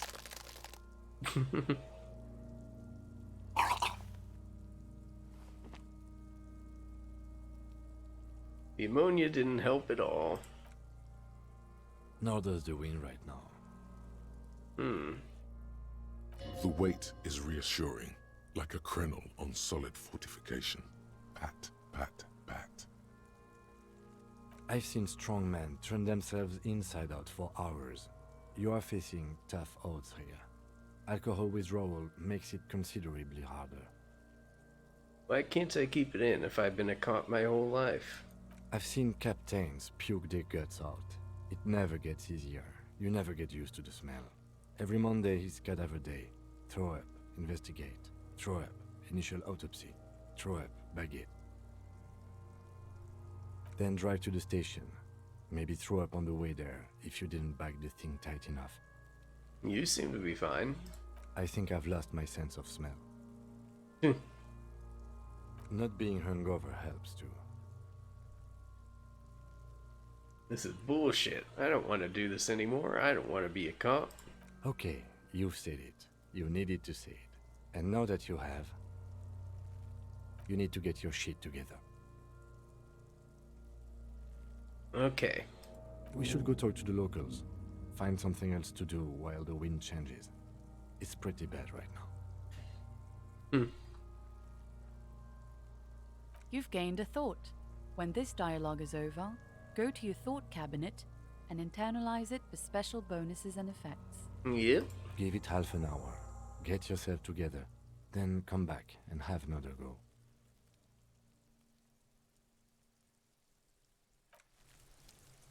Okay. Now we got a new thought. And that thought is volumetric shit compressor. So we can internalize that.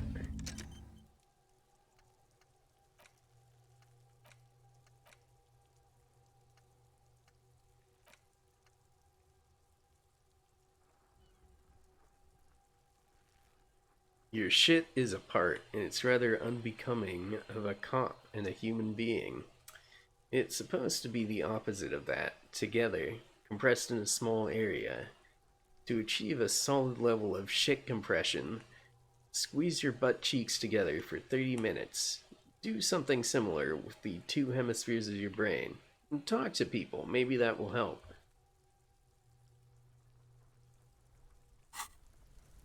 Okay. Let's give another shot talking to Kuno. Fuck does Kuno care? Kuno, I keep throwing up and I can't investigate the body at all. Yeah, like a fucking volcano? Yeah. Fucking pathetic. You were lucky you didn't die there. Maybe you got some advice for me? I mean, you are obviously handling it quite well. Yeah. Kuno's got some advice for you. What are you? Like 80, right? Maybe you should stop embarrassing yourself in front of a fucking kid. Okay, I'm off. Kuno doesn't fucking care.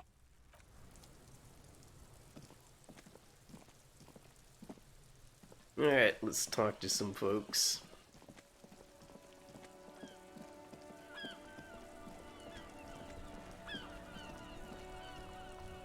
It's raining again.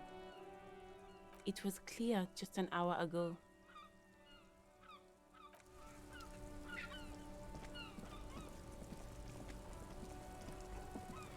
Before you stands a motor carriage.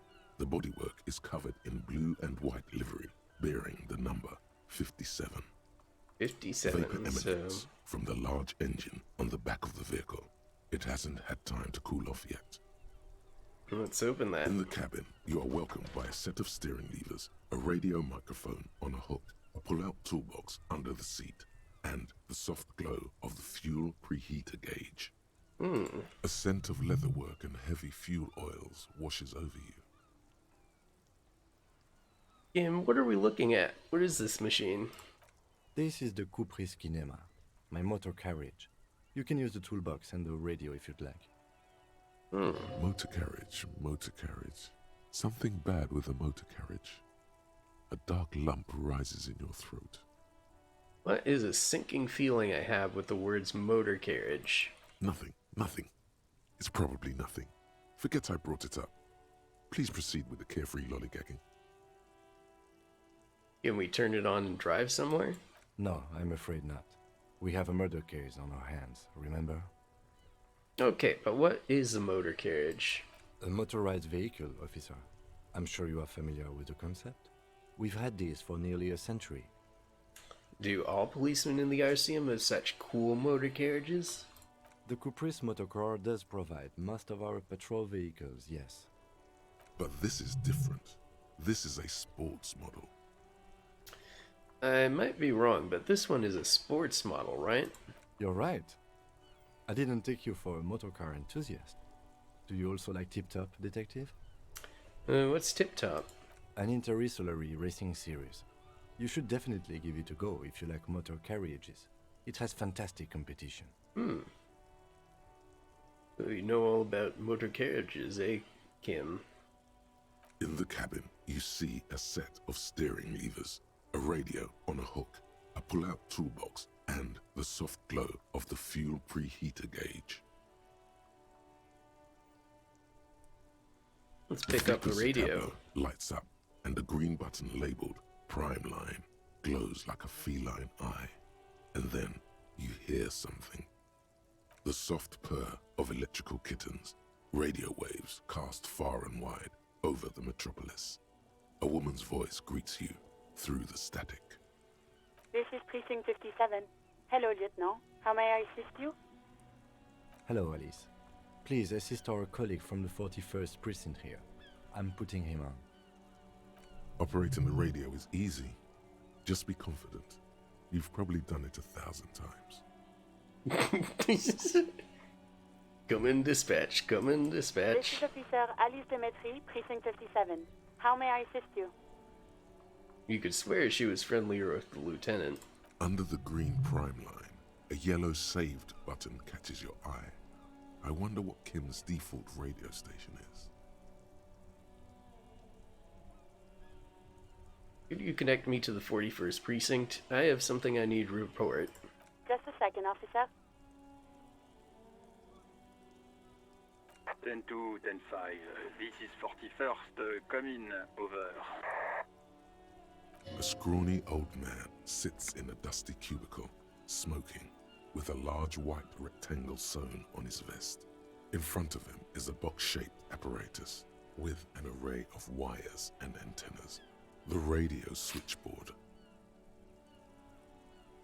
Hi, this is me here. I work at your station. 10-4, what's your status? Over. It's not good. 10-18, 10-20, over. Can you repeat that? 10-18, 10-20, over. Please just talk human to me. These numbers mean nothing to me. State your message, sir.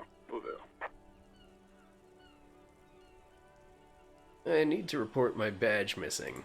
10-9, repeat message. Over. My badge. I can't find it anywhere. Basically, it's gone. 10-4, message received.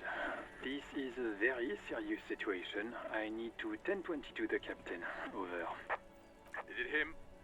What does he want? Says he lost his badge and needs to report it. He what? He lost his badge? Hey, who is this? This is Communication Officer Jules Pidieux, sir. Over. No, the other one. You mean your partner? Over. What is he saying? He's asking who you are. I'm his goddamn partner. It's your partner, Satellite Officer Wittmar, sir. Over. Did he lose his memory along with his fucking badge? Who lost his badge? Dick fucking Mullen. Who do you think? It's Officer Dick Mullen from the bestseller Dick Mullen and the Lost Identity. Dick Mullen is not your name. It's the name of a fictional detective who would not lose his badge. Defend yourself. Immediately. They're laughing at you.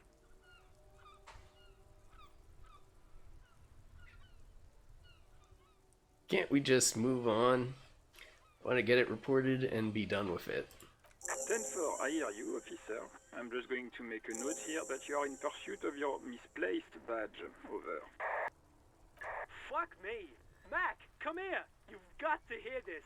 Dick Mullen lost his badge. What's going on? Super Cop here lost his badge. He lost his what now? His badge. He lost his goddamn fucking badge. Could you all please just stop saying lost his badge for a moment? He asks you to please stop saying he lost his badge. Why? Did he find it? Sergeant Person was wondering if you found your badge yet. Over. You don't have a comeback. Sorry. It's hard to think like this. He's not replying. Looks like he's still looking for it. Enough of this now. I have other things to discuss. 10-9, come again. I didn't get that. Over. New heights even for Captain Sober. Ask him. Ask him if he's lost his gun too. Sergeant Person wants to know if you lost your gun too. Over. Check your pockets. Check your... Holy fuck. You don't know where it is, do you? I don't have my gun? No. It's gone. It's not fucking on you. 10-9, come in, officer. Did you get my question? We were wondering about your gun. Over.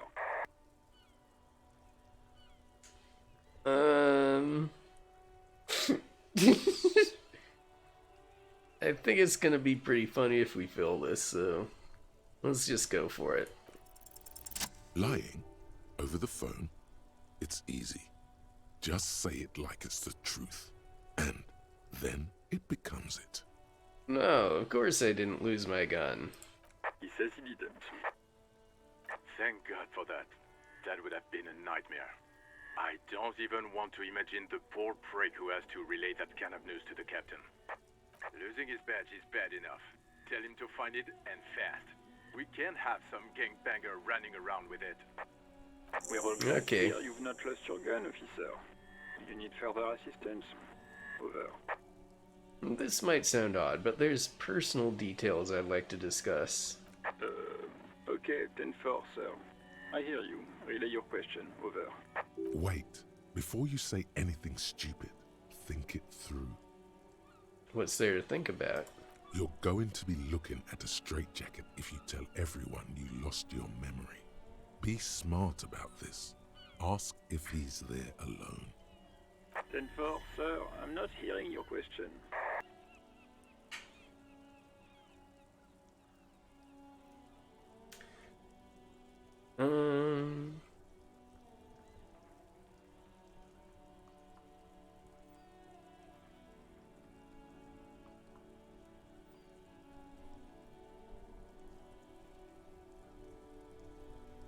I wanted to know if you got my badge's description right in your report. Could you read it to me? Name, rank, date of birth. What? What is it? He's still on the line? He wants to verify the information on his badge. But of course, it says Dick Mullen, High General of Revacholian Cavalry Force. Tell him to stop wasting time. What do you need, sir? Over. Worth a try. Hold on, are you alone in the room? I need some confidential information about myself. That's a negative, sir. I got a 10-12 here. Over. Any news about my family? 10. Excuse me, sir. Over. You probably don't want to continue on this road. Nothing. Never mind. Come again, sir. I didn't get that. 10-9. Over. Have I ever told you about my life before the Elysium? 10-4. Well, that's... Does he actually want something, or is he hell-bent on disrupting our work? He asked if he ever told me about his days before joining the RCN. For God's sake, cut this shit out! Tell him to stop wasting time and be a goddamn policeman for a change. Sir, Satellite Officer Vicmar says... I heard him. So, was there anything else?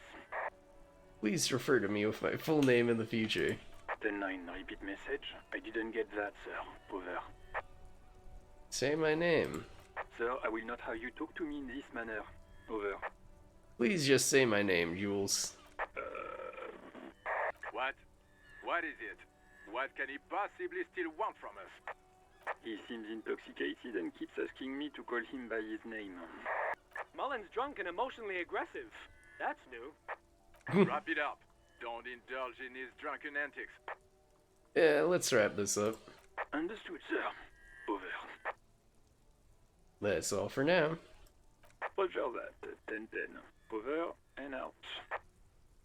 18 kilometers to the south, in the 41st Precinct's relay booth, a small crowd has gathered around Communication Officer Jules Oldboy Pudier, around a dozen cops. The small room is filled with cigarette smoke, abuzz with laughter, when Officer Judith Minot enters.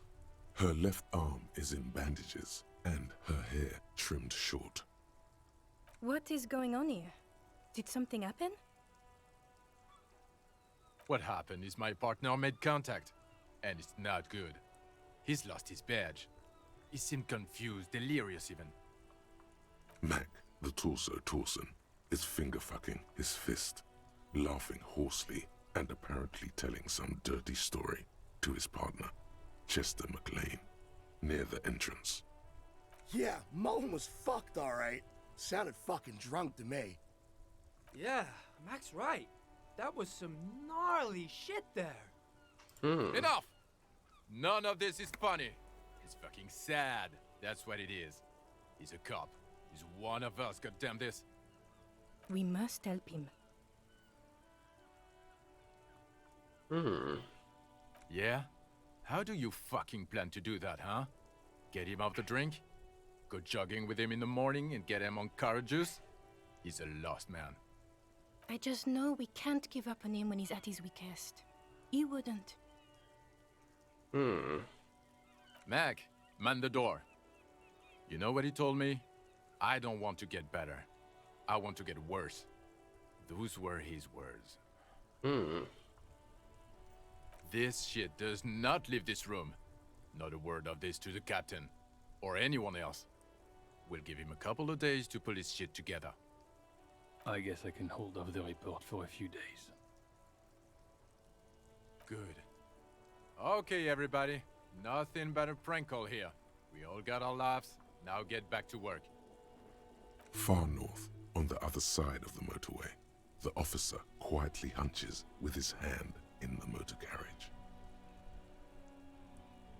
Pull out the A metallic toolbox. drill slides out from under the seat and clicks into place. The tools inside are neatly organized. Take what you need, officer. It's going to be a long case. I'm not protective of my tools, like some men are. He's clearly a little protective of his tools. But what can you do? Work is work. The pry bar feels nice and cold in your hand, heavier than you'd think. Useful for opening all sorts of doors and lids. The handles are long and sleek. Snap, snap, go the cutters in your hand. You can do good work with these. Cut chains, locks, and ropes, especially belts. Flashlights. It's robust, weatherproof, and well-made.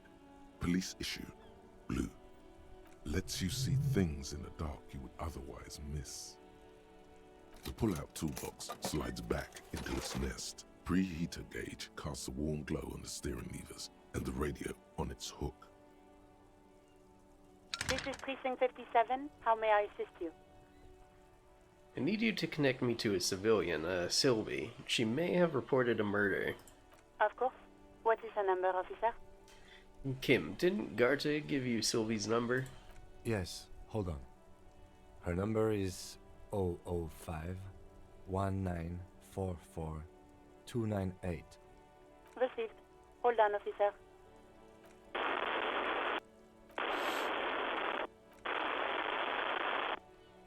Start slapping a marching rhythm on your thighs. Give it a minute. She might be busy at the moment. Takes a bit to get to the phone. Just wait. Relax.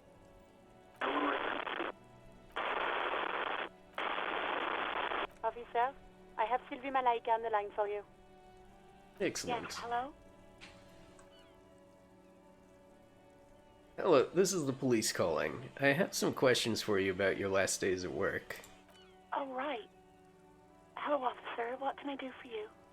You can hear resentment in her tone. She's not thrilled to be talking to you again. You quit your job at the Whirling. Why?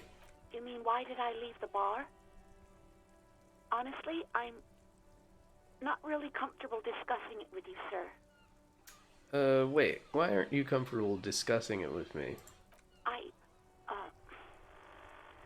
Let's just say I left because I needed to get away from someone.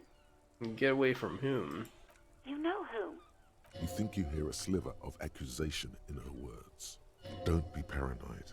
She's obviously talking about someone else, not you. Alright, I won't push you on this. Are you ever coming back to work? Maybe, I don't know. I just know I have to take some time off right now. Was it you who called the police? No, not me. But why didn't you call? Didn't a corpse behind your workplace bother you? What? Of course it bothered me. But I thought the union already knew about the corpse. What does this union have to do with anything? No one calls the police. The union would get angry. What do you mean by that? You know, what the union says goes. People listen to them and they take care of their own, which is like everyone here. Garbage. Wait, Kim, is she speaking truth? The union is the law around here?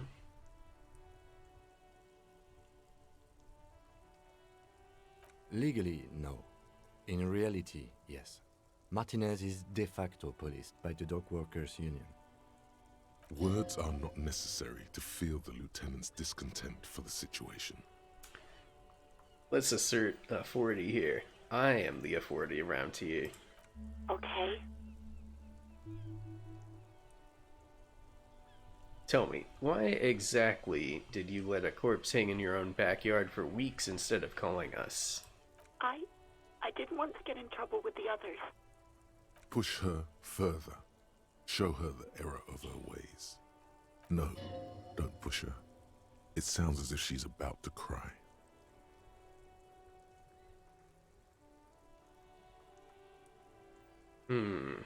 What others? The other people who live around here. Local people. I didn't want trouble. Her voice is resigned and weak. What trouble? You don't live here. You don't understand. Squealing is frowned upon here. Everything is dealt with, well, by the Union, internally. Please, I just didn't want any trouble. I see. Don't worry about it. I understand. You do? What else can I do for you? Do you know who made that call? No, sorry. I don't. Not a lot of people have phones around here. Copper thieves take the wires. People don't have the money to have the cables put in again. They use the Union's phone, or the one on the coast. It was someone else. We'll find them sooner or later, officer. It just might take a while. Okay. Yeah, go on.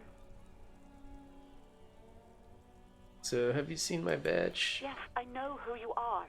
You're a police officer. The law. Wait, how did you first learn I'm a police officer? You told me back in the whirling.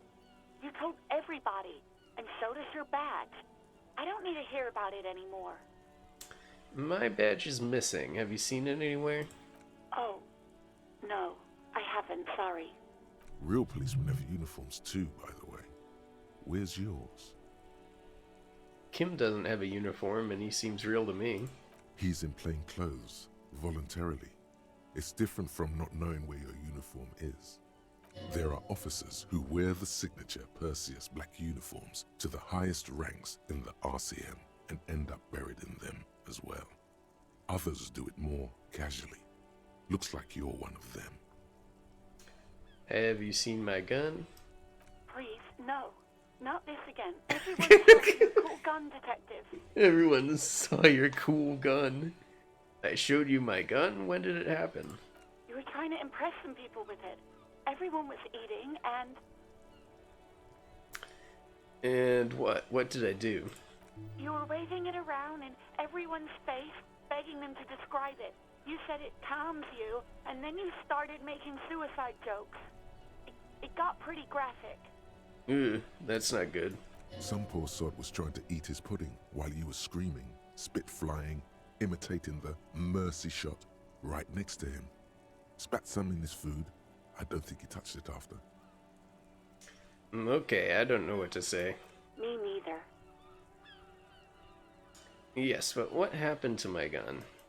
No idea. All I know is next you were waving around money instead, saying things like big butts cannot lie and guns can't buy money, but money can always buy guns.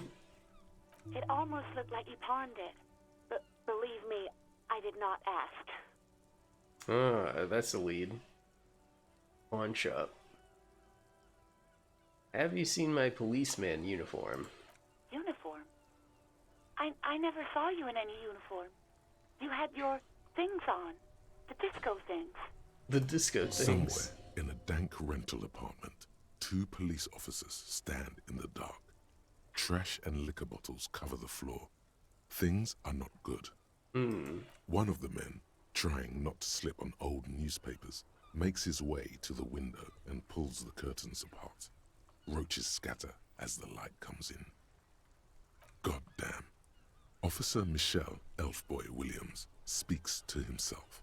His partner, Sundance Fisher, looks at the patrol uniform he's wearing, then at an identical suit frame on the wall. It's blue and covered in dust. Let's get the fuck out of there. He turns to Williams. He hasn't been here in days. I think I got everything I need. Thanks. I do hope so. Please, don't call me again. Bye. Wait, why does she seem angry with you? No, she doesn't have a problem with you. It must be someone else she's angry about. Some other guy. Like Gart. Oh, okay, but I'm a guy. Sure it isn't about Trust me, you wouldn't want to be the guy here. You know how it is. Yak, yak, nag, nag. No, you're the guy. You're Lieutenant Love, matchmaker extraordinaire. Help the poor girl out, lest she turns into a spinster. I am happy to help, but maybe I could do so without all this internalized misogyny. What misogyny? I'm just telling things the way they are. Can't a man be honest in his own head anymore? You have to act, Lieutenant Love. You have to calm that hysteric down. Tell it you've got everything under control. Then go and have a little boy's talk with God himself. Think you can do that, Lieutenant Love? Please no. I don't want to say any of those things. You're just a gimp. What? You want to be more empathetic? Call was terminated by the other party. Anything else, officer? What's the button labeled save As do? always, it's DJ Mesh and Elysium, and you're listening to Street Freaks FM, bringing you the hottest, the nastiest, the most vulgar. A flock of seagulls takes off nearby, startled by the roaring radio. Right away, the lieutenant reaches into the cabin and turns off the radio. He's not looking at you as he says, Someone must have been messing with the radio, or maybe it picked up a random frequency. You wanted a prime line, right? He's still avoiding your gaze, and his ears glow red. Speed Freaks FM, huh? Oh, is that what it was called?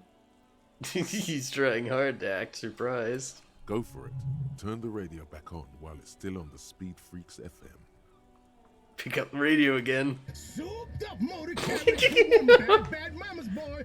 For heavy your foot and the freaky God damn it. Lieutenant moves quick as a viper as he switches off the radio and sets it on prime line. Then he turns to you. Look, it helps me to stay alert on long nights, okay? It's a method. I'm not some kind of speed freak or... He shakes his head, furiously staring at his feet. What about heavy of foot? You would be too if you had this motor carriage. He snaps half seriously. But seriously, let's quit joking around, alright? We have a case to investigate. This is Precinct 57. Can I connect you to someone? 57, Done for now. over and out. In the cabin, you see a set of steering levers. The white suede feels luxurious under the touch, and the metal clutch handle so very familiar in your palm. Your fingers waste no time closing around the handle. Clutch disengaged. Release the handle. Clutch drops. Right foot yearns for the familiar touch of the accelerator pedal. You have synced with the machine's mechanical circulation. Do I know how to operate this machine? You feel an uninterrupted connection to the mechanics. Wait, does it mean I know how to pilot it? After a while, you realize silence is your only answer. Do what you will with it. Release the clutch and squeeze it again. Of course it's only in your head. Of course it is. But it almost feels as if the clutch handle is gently squeezing back. How are you, my friend? The smell of freshly treated leather, the lack of dirt and dust on the dashboard, and a neat little brush in the cup holder, all seem to be whispering. I'm good, cherished and cared for, in the hands of a tending owner. Where have you been? At the bottom of the sea. What? So strange. The machine is not on the bottom of the sea at all. It's right in front of you. Why did it say that?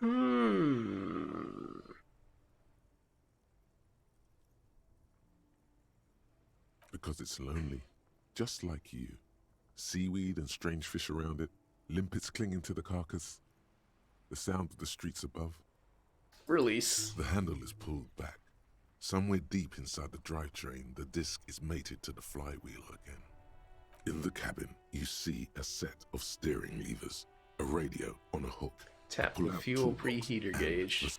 As you tap on the gauge, the indicator pin jerks as if startled. It's in the large orange sector, indicating the engine is warm. Next to the gauge is a red switch labeled heat. There's no use pressing the heat button. It won't start without the ignition key. Alternative translation. Don't even think you can drive my MC. Okay, we're done here. Volumetric ship compressor. Bizarre scientific news from Revachol West today, where a police officer's shit has been observed at a pressure of around 495 gigadecimals. These metallic hydrogen levels of shit togetherness were thought to exist only at the center of collapsing stars, not law officials. It remains to be seen how long the shit singularity lasts.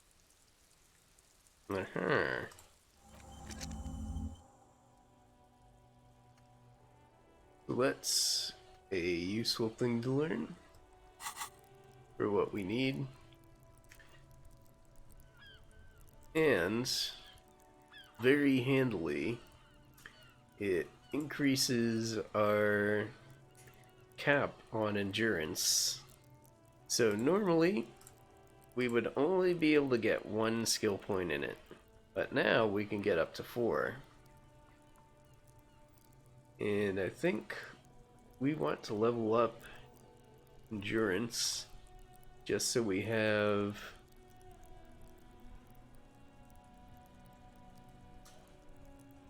more than 1 health point to work with. I think that would be good. So we got a lieutenant's handkerchief and a pen.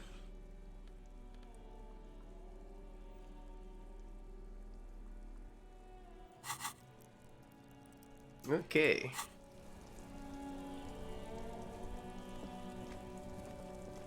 We're in significantly better shape now to figure out the body.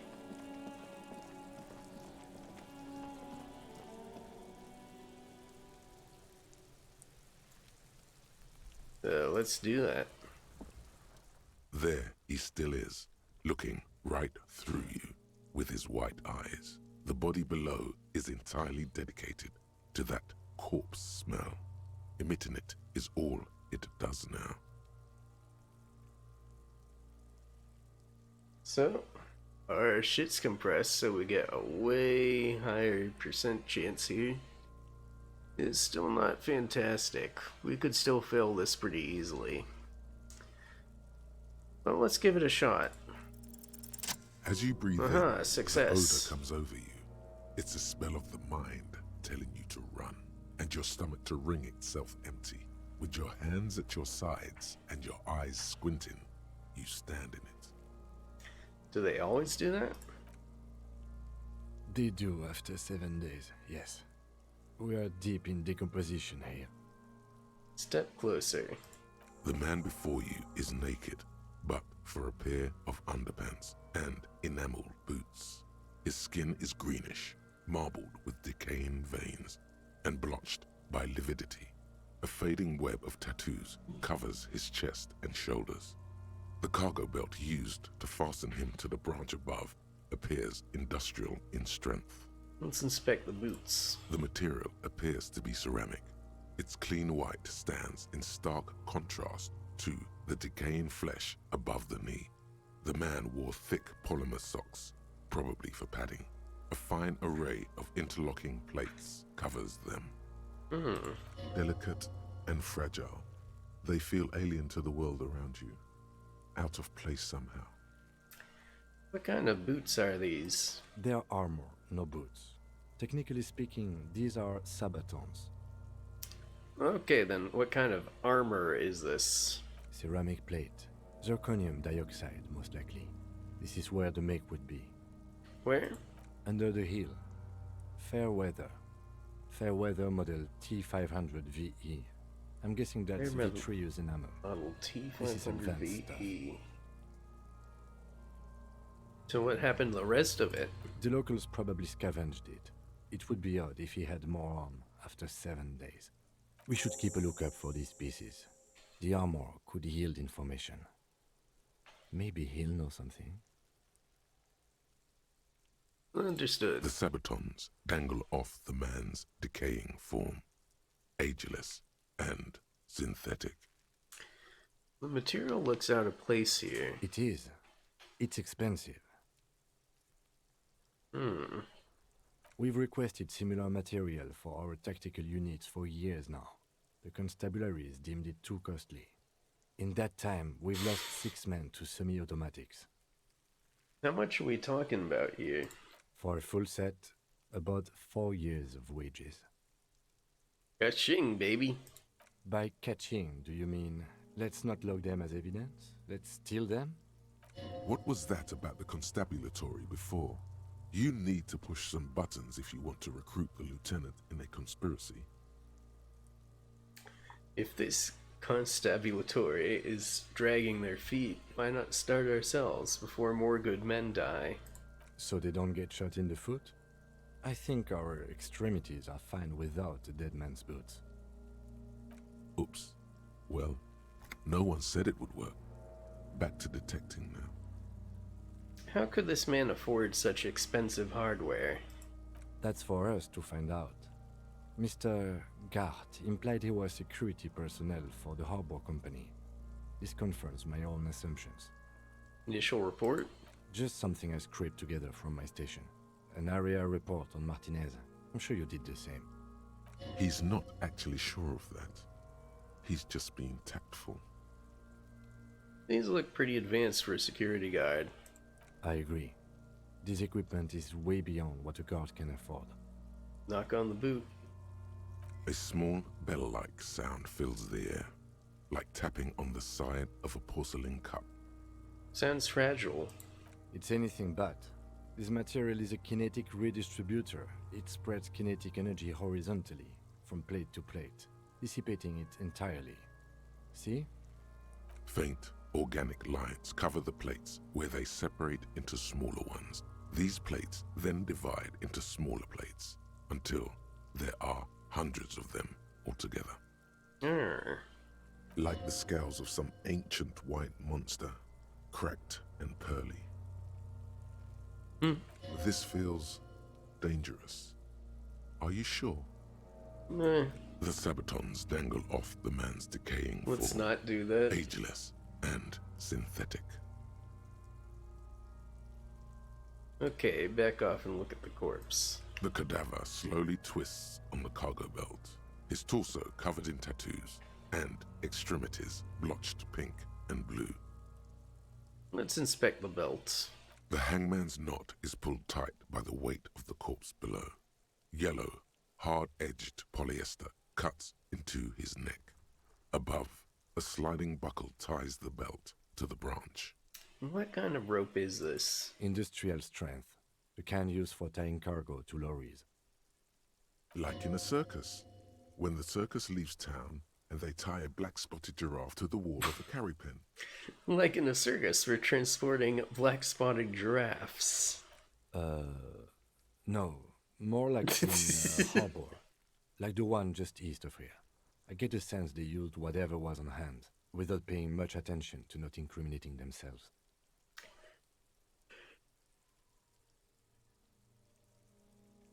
We're assuming dock workers from the harbor did it? The brief suggested as much. Politically motivated by the ongoing strike. Did you not get a briefing?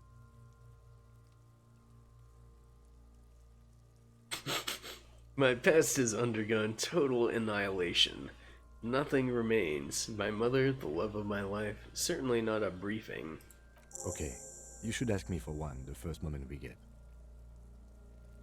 I sure wanted him to stay there. The polyester seems strong. It's not merely polyester.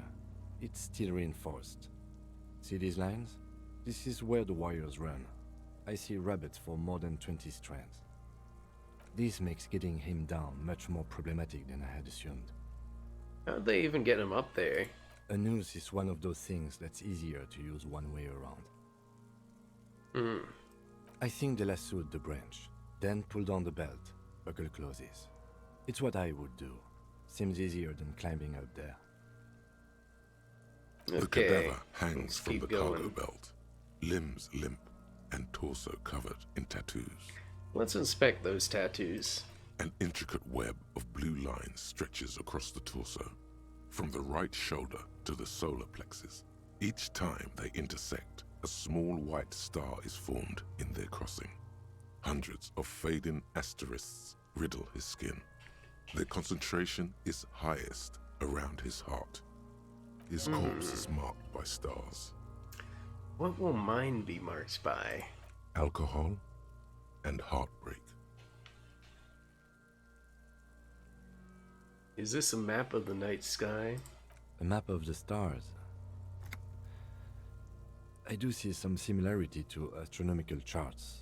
Great Century Messinian, maybe. But this seems more particular. Customized somehow. As if someone left out most of the night sky, filtering it through personal choice. The principle of this filter remains unknown to you. The thought dissipates, and you feel as though you were only half right. I'm missing something here. So am I. He wears a wide leather belt around his waist and a gun holster under his arm. He takes a thin piece of milled aluminium from his coat pocket and pulls it open. Sounds like a sword being unsheathed. A small lens appears. Some sort of camera. What's that? A Trigger Sunshine. Mini. Shit, Kuno! What the fuck is that? An instant color camera. This is the first time he openly acknowledges the kid's existence. I have only 2 ampoules, so nobody move. I don't want to waste one. A sound, a shrill flash, followed by the breaking of a small ampoule of glass. You see streams of color pour onto the thick, glossy piece of paper, rolling out. In case we need it.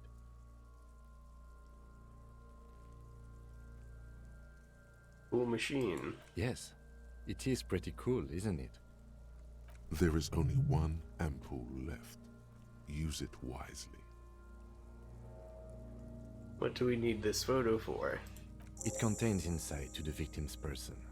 By his build, I'd say this was a man of physical violence. The story he wanted his body to tell was important to him. It is his letter. To us. Someone should decipher it. We'll need to show it around. Can I have it? I should look at it later without the corpse smell. Sure. Just don't lose it.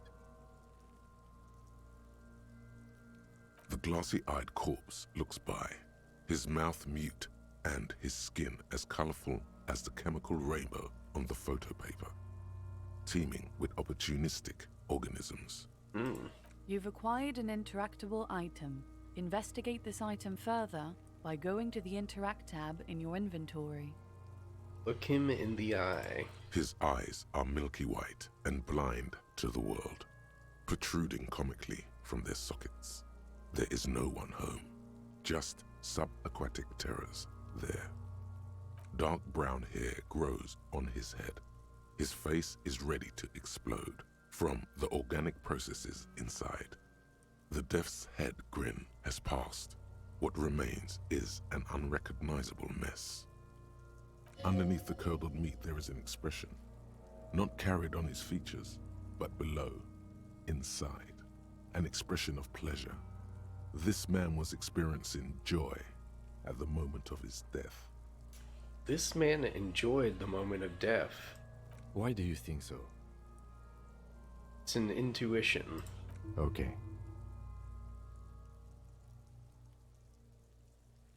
Tell me, who are you, dead man? I'm gone. Where have you gone? Into the wild pale yonder. Where is that? In the past. Way out west. I can see you're gone, but who are you? I'm a joke. Look at me. You are now, but who were you when you were alive? A killer. A motherfucker. And a killer. I have another question for you. Go ahead, Kobo. What is happening? What do you mean? I'm talking to you. It's the power of your... imagination. Go ahead. Ask me more questions. You fucking love questions. Why do I love questions so much? Because you're a copperoonie. Look at all of them go. Do you want more questions? Give me a comical amount of questions. Coming right up, copperoonie Rooney. This is getting upbeat now. Is my name Rooney? Fuck no. You're no Rooney. Rooney is obviously not who I am. Between you and me, your name is probably Harry. I feel like I've been getting a lot of Harry lately. You might be onto something there. Why do I feel like I've forgotten something terrible? Because you have. Who killed you? Love did me in, brother Kobo. It was love all along. Can you ask me a question? Sure, Lobo. I can ask you a question. Why are you doing this? What? Looking at my face. Motionless. Looking into my eyes. Standing here. Why are you investigating my murder? Maybe this will lead to something? Something indescribable, unforeseen, miraculous? Ha! I hate you. You stink and you're boring. Do I remind you of someone? A deep sea creature. No, not quite. Be fair now. A baby affected with harlequinism. You sure wrinkled out of that one, Coppolini. Why were you feeling pleasure when you died? Maybe I was getting my rocks off. So, you were feeling sexual arousal while they were hanging you? Do I look like an erotic auto-asphyxiation type to you? What is erotic auto-asphyxiation? Captain Copodromo, I fear we are drifting away, fixating on sexuality again. Let's go with a simpler question. Enough. Come back later, Copo. Amuse yourself with my frank manners and my memento mori features. If possible. Also, see me in your dreams.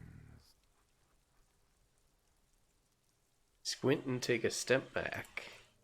As you narrow your eyes, the monster before you blurs into a violent mess of green and pink. Observe. Only the lower extremities are pink with a dash of blue. His fatted hands, thighs, and his neck, just above the noose. The rest of the corpse appears dark green in the cold spring air. I'm squinting him. Why am I doing it? How should I know why you are squinting, officer? His face and hands are pink. Eyes too. The rest is greenish. Oh. You are trying to assess lividity. Relax your eyes. The monster comes back into focus, an explosion of color, coursing with dark marbled veins. His stomach appears pregnant with something. Black liquid streams down his thigh and onto his boot. So, what do you think?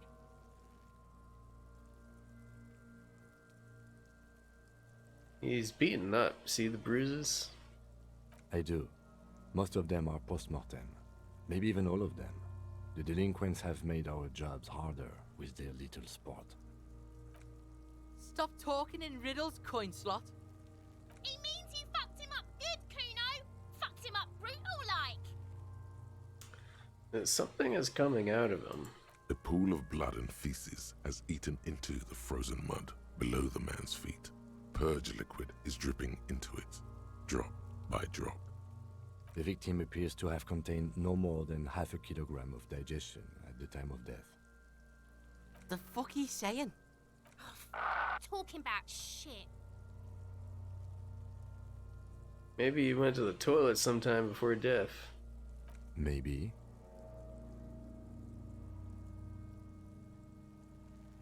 I think he's dead. I agree.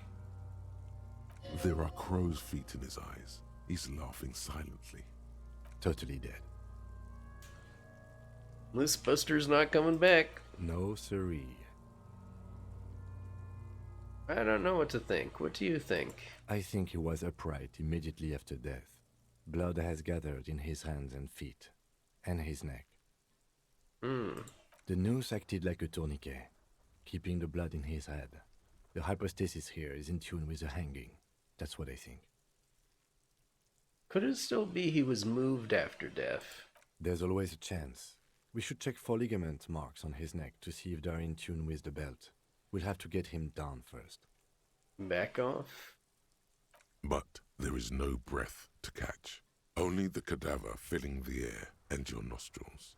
He slowly rotates before you, decomposing. So, how do we get him down? Are you sure we finished the preliminary examination of the cadaver? We might miss some of these things once he's done. We've been furrow. Do you have a plan for getting him down? The steel-reinforced belt presents a unique challenge. I brought chain cutters, but I don't see a good angle of approach to the belt. The cadaver is a good 1.2 meters up. Neither one of us can reach the belt without assistance. And even if we do, there's the question of cutting it. We could saw the branch. Climb up there and saw the branch? Yeah, it seems dangerous. There has to be a less risky way, with less falling down of trees. Maybe we could shoot him down. Yeah! Bang bang time, pig! Shoot his head off! How?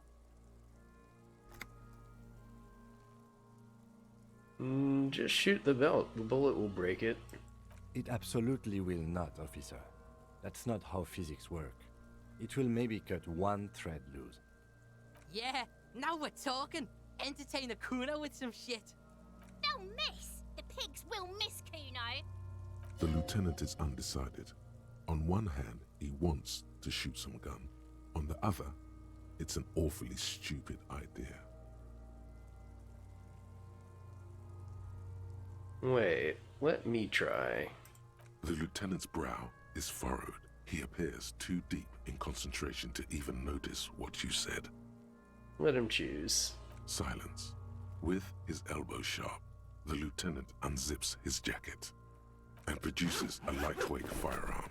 He drops a paper cartridge in the barrel, separates the scouring stick, and gives the cartridge 5 tucks, securing it in place. He then steps back and assumes the fellow's desk position, taking aim. The corner of his eye twitches. His finger is on the trigger. Say nothing. He's gonna fucking miss! The kid's voice is drowned in a shrill blast that echoes off the walls of the surrounding tenements. A cloud of smoke slowly parts in the air as the lieutenant steps back and says to himself, God damn it. A lot of things were wrong with that shot. The fellow's test was the wrong choice. His shoulders were raised, but above all, he cannot trust his eyesight. He feels bad about his eyes mostly, just having bad eyesight, probably from a young age. Whatever you do, do not console him. Fucking idiot! Mookaba asshole! Kuno could have hit it easy, but then Kuno's not fucking handicapped, is he? What now?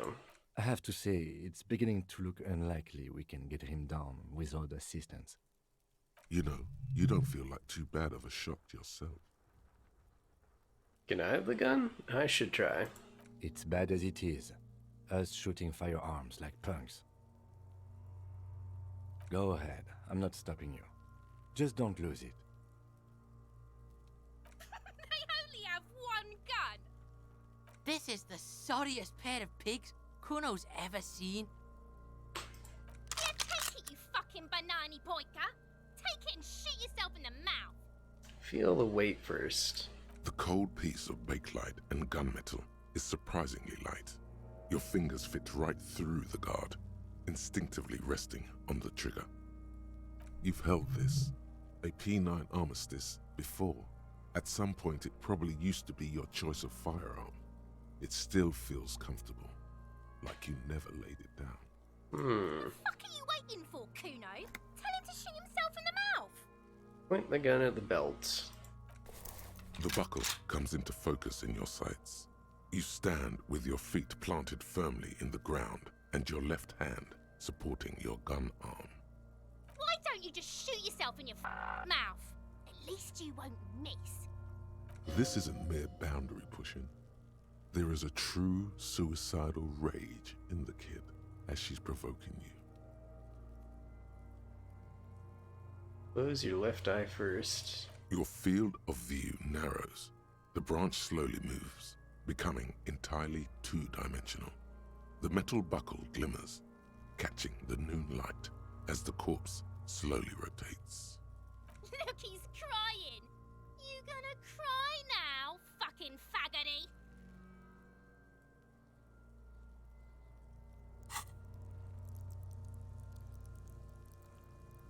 Let's improve that skill right now.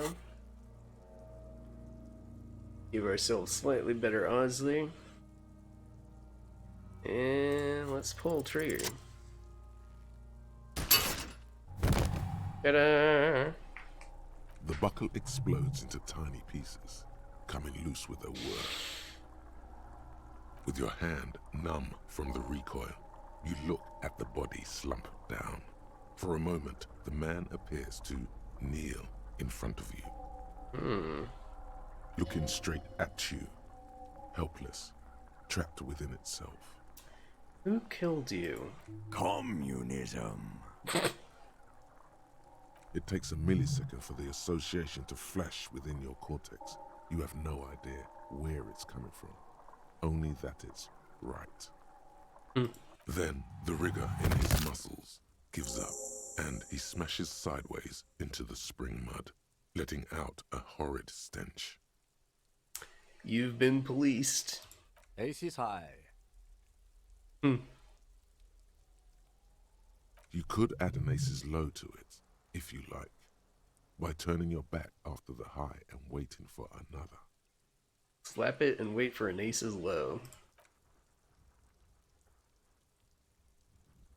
The high arrives with a sharp slap. As you turn around, there is a moment of doubt. Feels like that low ain't gonna connect. Chill, it's gonna connect. But then it does, and with furious precision. The lieutenant is not one to leave an ace's low hanging. I knew these guys were Kuno cracks with laughter. Sounds like someone strangling a seagull. It's clear he enjoys himself. I knew they suck each other off. What now? We will perform a field autopsy and determine the cause of death. But before... Excuse me. Slumped on the ground like that has not improved the way the corpse smells. The fall seems to have released something deep inside it. It looks like I feel like taking a break from the stench. I'm sorry to interrupt the jubilations here. Just a little breather before we do the autopsy. Wait, field autopsy? Yes, the 4 phases of a murder scene. 1. Investigation of the scene. I can't say I'm satisfied with that part yet. We should search for prints, maybe. And the trash container too. 2. Initial examination of the victim. We were pretty good in our efforts, and the autopsy will provide another chance. 3. Field autopsy. This will not be pleasant or easy, and it will have to be performed on the scene. The fuck are they on about? Cops are gonna cut his shit up next. 4 and final, transport of the coroner's case to the district morgue. I'll do that. God, it stinks. Don't we have someone else for the autopsy, like a doctor? No, you and I are detectives. The honorary rank of detective signifies our ability to handle the entire incident chain. From crime scene to autopsy to cleanup, we do it all. Yes, I feel like a detective. Your station would not have assigned you the case otherwise. This case is important. Alright, give him back his gun. In the meantime, we should try to interview Evrard Clare, the leader of the Union. Harbor property was clearly used in the hanging. The harbor just east of here. Getting in might prove a challenge, though. Or we could ask around for the representative of the logistics company. My initial information says the Wild Pines have sent some sort of strike negotiator to wrangle control back from Evrard. You could ask the gardener for directions. Is this the famous list of initial interviews? Yes. And those were the interviewees. Let's go. Okay. We got some good stuff. So we got the Ace of Low. We've only got the one empty thought container though, so I think I'm gonna save it for now. Let's have a look at these. There are several footprints in the mud, left by work boots, anywhere from 6 to 12. Okay.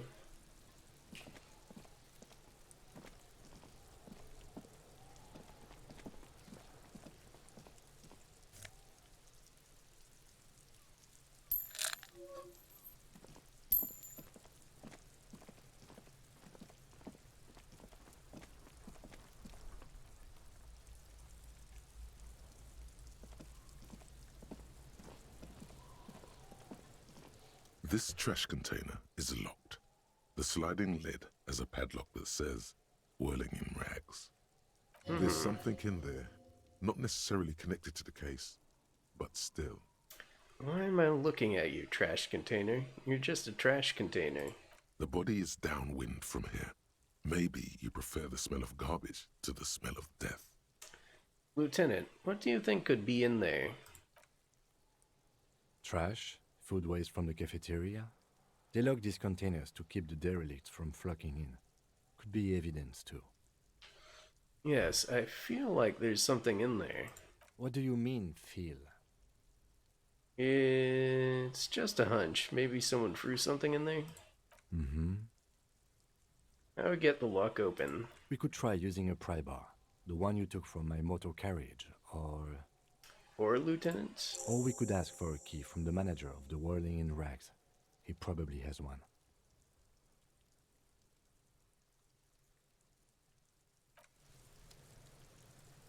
Okay, let's do that.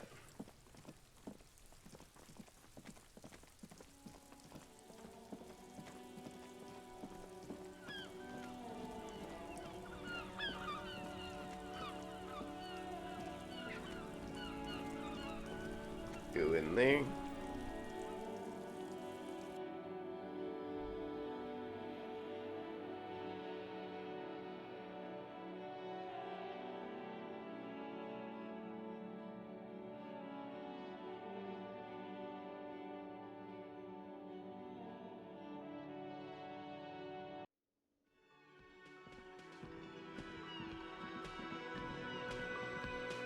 Kitchen's open. The dishes are drying.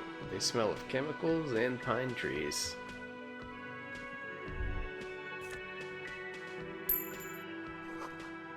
An aroma of spices, alcohol, and tomato hangs in the air.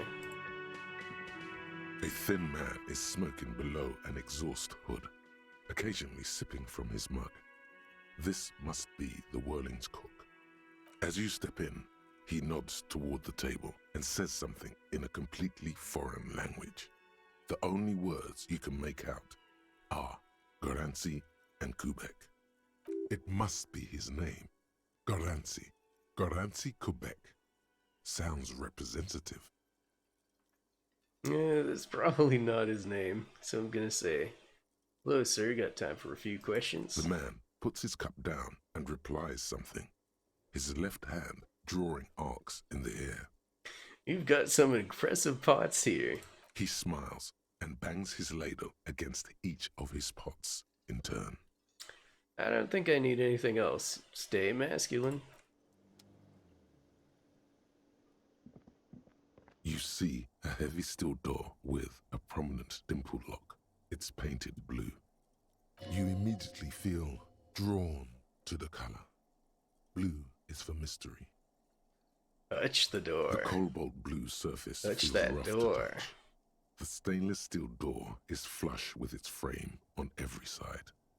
Old cobalt paint, rough on the fingers. 40, 50 years since this was painted, maybe. Let's try to push on it. The door does not budge. Wonder where this door leads. You do? It's a door in the back of the kitchen. Why do you care where it leads? It's part of the whirling in rags. There's something about this place that makes me want to know. Eccentric. But okay, I suppose we could look into it.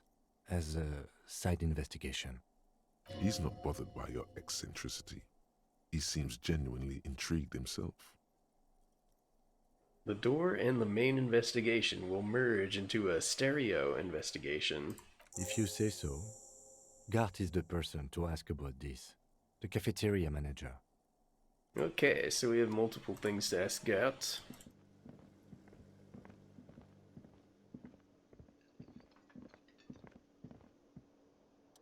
Can I help you? Is the trash container out back yours? Mine? No, it belongs to the Whirling in Rags. Thank you for clearing that up. Why do you keep the container locked? Why? To keep the hobos and drunks out. That's why. And the neighbors too. They put their trash there and they don't pay for the garbage company. I thought as much. And are you the only party with access to the trash container? Well, yes. Us and the garbage disposal company. It seems a little callous, doesn't it? Something stirs in you. I wonder what this feeling is. Prod at him and find out. Doesn't it seem callous to you, guarding even your leftovers from the poor? Callous? What are you, Kras Mazov? Almost all establishments in Revachol keep their trash locked. The Whirling in Rags is not special in that regard. We need those keys. What do you need them for? It concerns the case. Please cooperate. Just bring them back once you're done, please. I've seen something here at the Whirling Gart. A thing I need to talk about. What thing? I saw a sign that said the mess hall is reserved for the Union. Yes, not the whole damn Union, thank God. Just the nastiest and loudest faction. They come here in the evenings. Dumb, unruly types. Think they're big shit. But they're good customers. They place big orders and always pay on time. He hates the Union, but grudgingly recognizes its power over him. So he's directing his frustration at you instead. Retaliate. It's a shame you've got to suck up to the Union to stay afloat. I don't. I'm simply providing a service, or really facilitating the offering of services to paying customers, and it doesn't matter. I don't have to explain myself to you. We should find out who this Lord faction is, occupying the booth. Loudness means talkative, and we need info. How do we find them? We don't. We have to wait. They'll show up sooner or later. Men get hungry, even striking men. If not today, then they'll be here tomorrow. Okay, moving on. There's a mysterious blue steel door in the back of the kitchen. Oh yes, that door, sure. There's nothing mysterious about it. It's just a door. Do you know what's behind it? Do you have... No, I don't have a key. I don't know how to get there. And I don't care either. It's not like I've been wondering about it for 10 years. It's just a frit warehouse, probably. Or some boring storage space with a bunch of old junk and dust. Junk and dust. He's attempting to maintain an air of indifference. It's absolutely not convincing. I think you'd like to know what's back there. Fine, okay. A little. but my job doesn't leave me time for wondering about one locked door in one of the cafeterias I manage. So I haven't opened it. I have cleaned the whole place 100 times over, though, after the animals. And I haven't found a key, so good luck with that. What? By the way, you should come back to this thing-based questionnaire if you see anything interesting in the whirling later. By the way, I'm gonna sing karaoke here. Absolutely out of the question. You wait and see, cafeteria manager. Absolutely in the question. First we find a sad banger. Then we sing this place to shit. Okay, goodbye.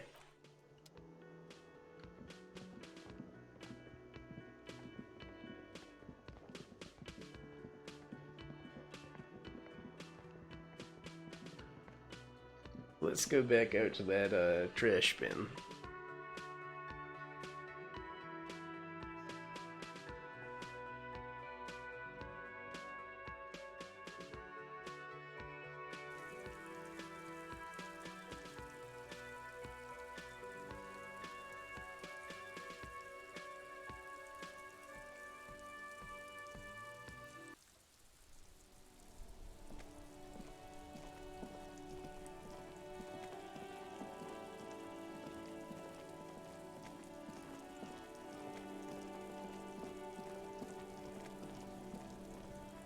This trash container is locked.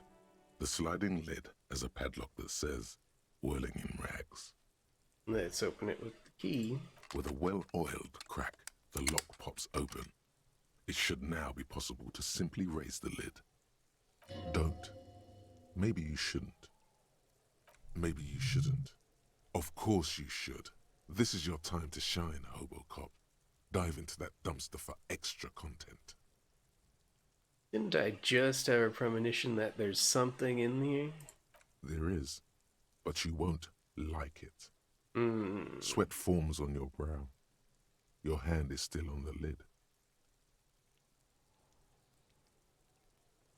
This is gonna be something of mine, isn't it? Open the lid. The smell of rotten food rises to greet you. You see soggy cartons, dirty rags, and organic waste. We're just in time. This hasn't been emptied for over a week.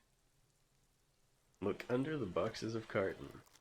You see milk and egg rest with one broken egg in it. Some pasta wrapper. Picking up the soggy packages somehow feels familiar. You've done this before. The movements are recorded in your elbows. The methodology in your fingers. You're used to this. Used to what? Dumpster diving? No. Searching for evidence in the trash. Good practice for dumpster diving. A box falls into pieces in your hands. Batiste Soleil cereal. There are plastic pasta packages below. And turbo noodles. Nothing of note, however. Pick at the rags. Among the threadbare kitchen towels, something catches your eye. A pair of denim trousers. Grab them. As the legs of the slime-covered jeans begin to unspool from the garbage, a rank corpse smell fills the air. The victim's clothes? Cadaverine odor is faint. If these belong to the deceased, they were removed when they were still in the early stages of decay. Drop them in here, officer. Bag the trousers. Guitar-marked blue jeans. Pockets empty or emptied. He wore them with a belt, too, a white belt. The loops appear stretched, but the belt is missing. That's it. Do you see anything else in there? I have another bag here. Something slimy catches your eye. A drab, long-sleeved shirt, olive-colored, appears from the food waste, dripping with pus. Bag the shirt. This is a military-type overgarment. No label or serial number. This is the kind of rib-knit shirt that's worn over light armor to conceal it in an urban scenario. Anything more?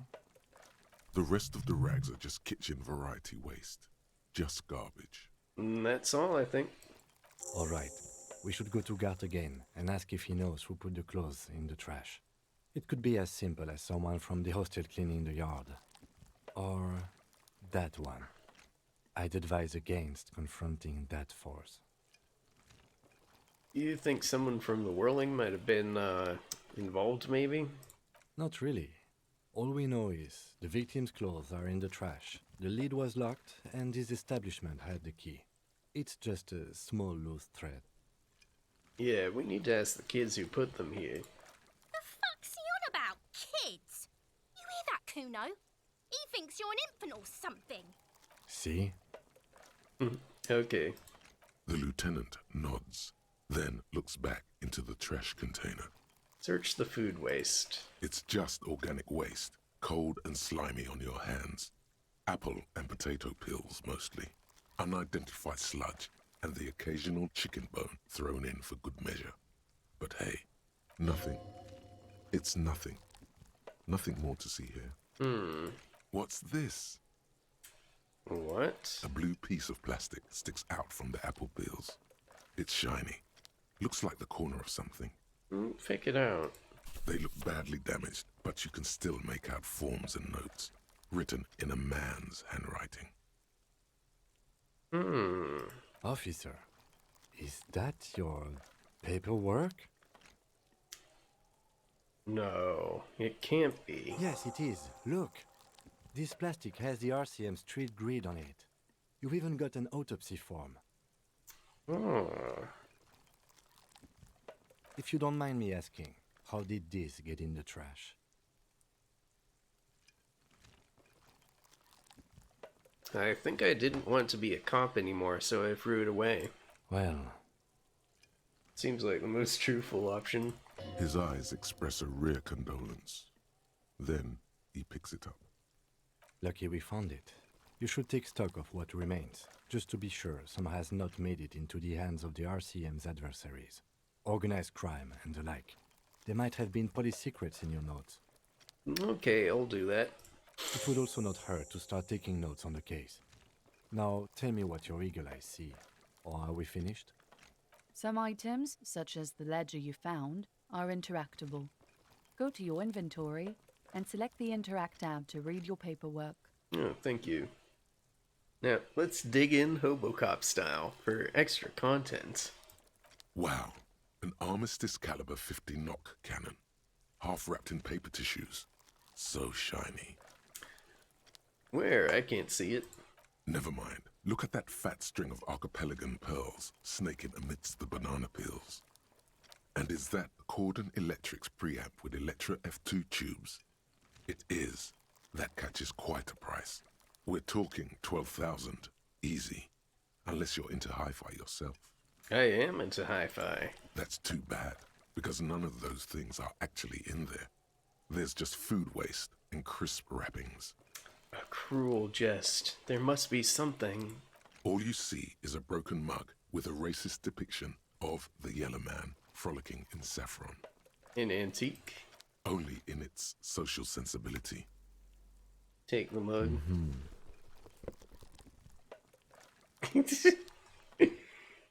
Close the lid. The container sounds a muffled gong. That's one thing off the list. I think we got it all. Okay, leave. So we got some neat stuff here. We got a level.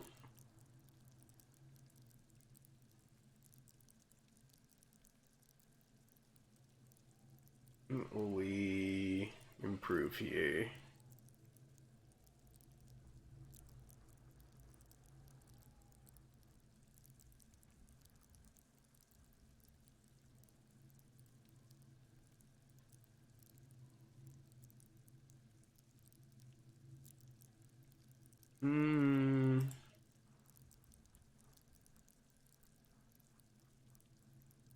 I want to improve visual calculus.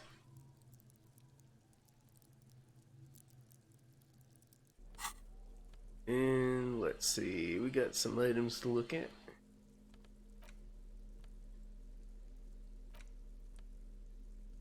An intricate web of blue lines stretches across the torso of the hanged man, from the right shoulder to the solar plexus.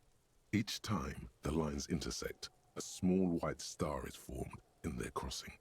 Hundreds of fading asterisks riddle his skin. Their concentration is highest around his heart. It still kind of looks like a map of the stars in the night sky, but something's not right. Who are you? Gone. What's the meaning of this tattoo? For you to discover. You've gotten as far as you will without assistance. Someone close to the victim might know.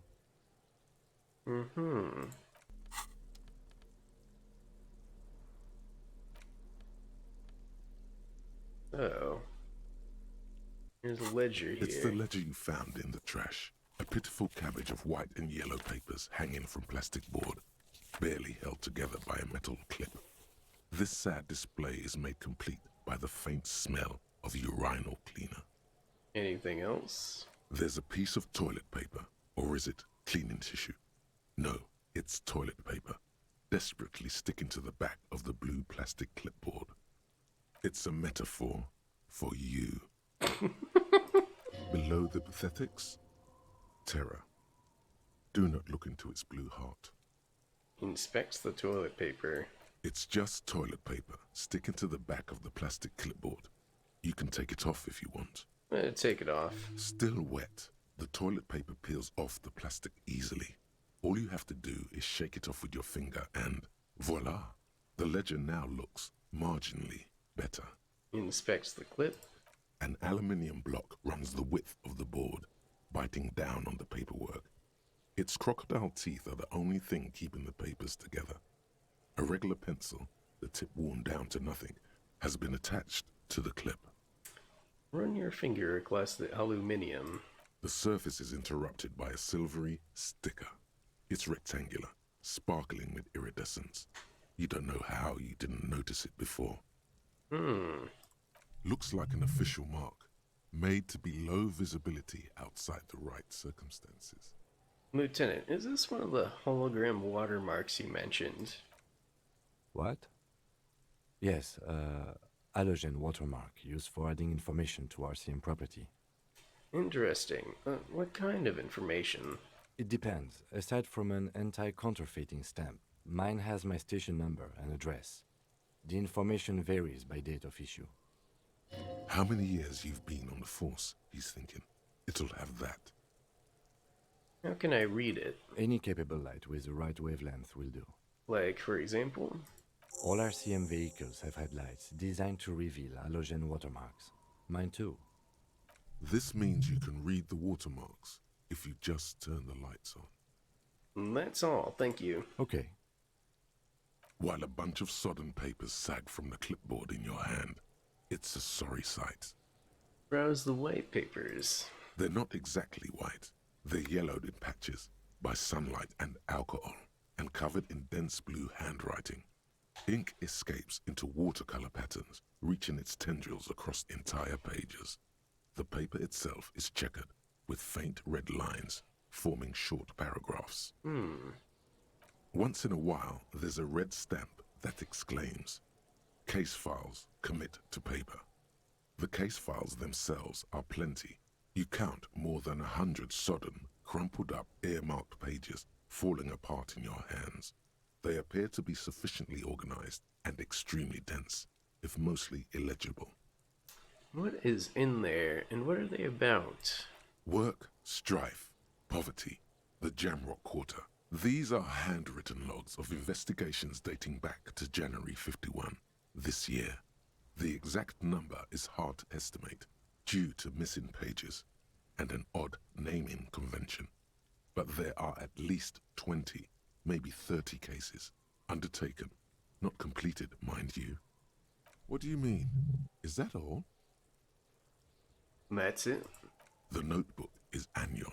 It says 51 on what remains of its cover. A molten scrap of cardboard. Everything prior to this must have belonged to a previous volume. In short, there was more.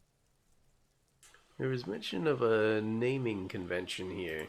Yes, it appears you employ a, shall we say, robust yet literary system. Each investigation has its case number written on the margins. Yet, still more tellingly, Most are accompanied by a name.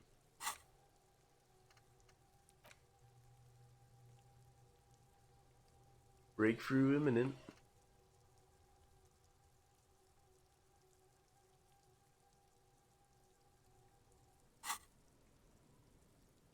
Oh my, and they're written in capital letters too. Yes, all caps. One is called The Next World Mural.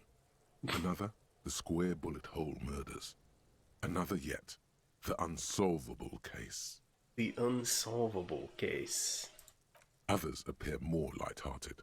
The guys on a couch in an unexpected location, and the murder at the hookah parlor. Even the rare article-free collapsing tenement. Murder features prominently throughout. It's going to take an effort to piece these case files together, but it can be done. Once you're done inspecting them up close. Kim, my cases appear to employ some kind of naming convention. You mean the alphanumeric? Officer, precinct, time of arrival at the scene? No, I mean a non-numeric one with titles. Oh, you mean the titular? Yes, well, so do I.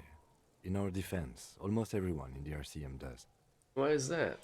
It's a holdover from the early days of the RCM, right after the revolution, when the organization had little idea how to do things. It persists in an unofficial capacity. Officers use these titles to refer to their work among themselves. I seem to have named a case the Square Bullet Hole Murders. Again, in your defense, I seem to have named one The Man with the Hole in His Head. That was a real person. His death was real. Still, I named it that, to amuse myself. I pray his loved ones never find out. What happened to him? Rail spiked through the head. He died. It was a workplace accident. Counting the pages, I have to open an official case. Is there room? There is, for precisely one more. 15 pages near the end remain untouched by the damage. The checkered grid forms a structure of passages, breaking the case into subtasks to accomplish. Commit to paper using the pen Lena gave you. The tasks you've completed flow out of the kind green ape pen in a brash freehand similar to the rest of the letters. The wording comes easily. It's almost robotically simple, a language developed for mental rigor and simplicity. Inspect the victim's body. Get the body down. Interview the cafeteria manager. Cross out the ones you've already finished. A satisfying slash sounds across the paper. You're done, it seems to say. And you, and you. You're a swashbuckler with that pen, Harry, and it feels good. Feels like completion. Things to be done and things already done. The composition of reality. This is an extremely useful tool for a detective of the citizens' militia. Now all that remains is to name the case. Lieutenant, have you by any chance named our case? No, actually. Any ideas? The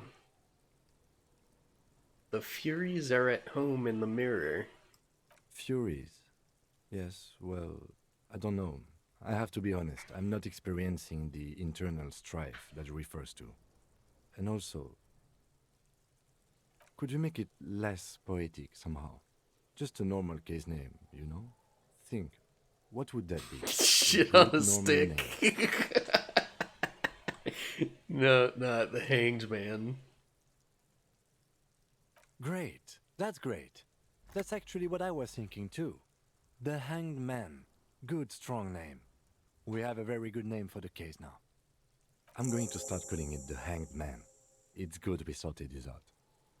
Alright, I'm done with these ones. You don't exactly close them, so much as distance yourself from the smelly papers. They're a little further from your nose now. Browse the yellow papers. In the back, you see thin, translucent copy of paper. Some neon yellow, some bright red, all covered in boxes, like marching armies. These look like official forms, waiting to be filled out. What types of forms are there? 3. The topmost are misconduct fines. The middle ones are station calls, and the bottommost are field autopsy forms. Each is easy enough to make sense of. Misconduct fine. A monetary penalization ranging from 20 to 250 real. Severe cases allow for 1,000 real, but that requires special paperwork. The details of issuing these fines are spread out over the rest of the fields. So we could totally be an asshole cop with these. Okay. Station call. These are quite sinister in tone. They give a date and time for the person to appear at the specified precinct police station. Below the call are the criminal charges you risk by not appearing. All in a print so small it could be considered downright cute. Field autopsy. A dozen pages of thin copy paper, bright red in color. You see the parameters of a deceased human form waiting to be filled in. Age, sex, condition of internal organs. Okay, so we have some forms we can bully people with. Yes, all that remains now is to fill those forms and hand them to people. Fines for wrongdoers, interview requests for bad guys, and field autopsies to dead guys. What delicious power hid within this pathetic mess. You feel better. The rest of the stinking cellulose is much worse for wear. Being sandwiched between the board and the rest of the paperwork must have spared the fragile copier paper. Let's look at the clipboard. It's made of dark blue plastic, hard enough to beat someone to submission with. The edges are rounded, however. The U4 size board feels thick and heavy in your hand. Light shimmers on its wet surface. On the back you see the embossed letters, RCM. What did you say the color was? Blue. The blue heart.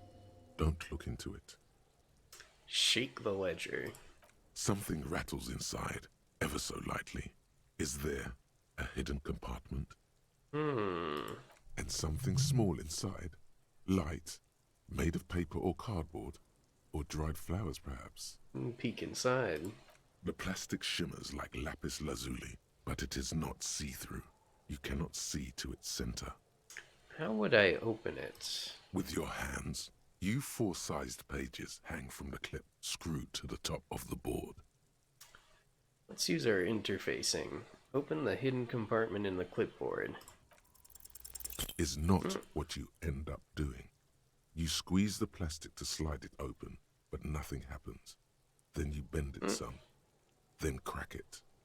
The goddamn thing is stuck. The ledger quivers in your hand. As it shakes, the pages rustle. This pathetic mess suddenly afraid of you for some reason. Smell the ledger. The acidic stench of rotting food is rubbed off on the cellulose. It now forms the base of the experience.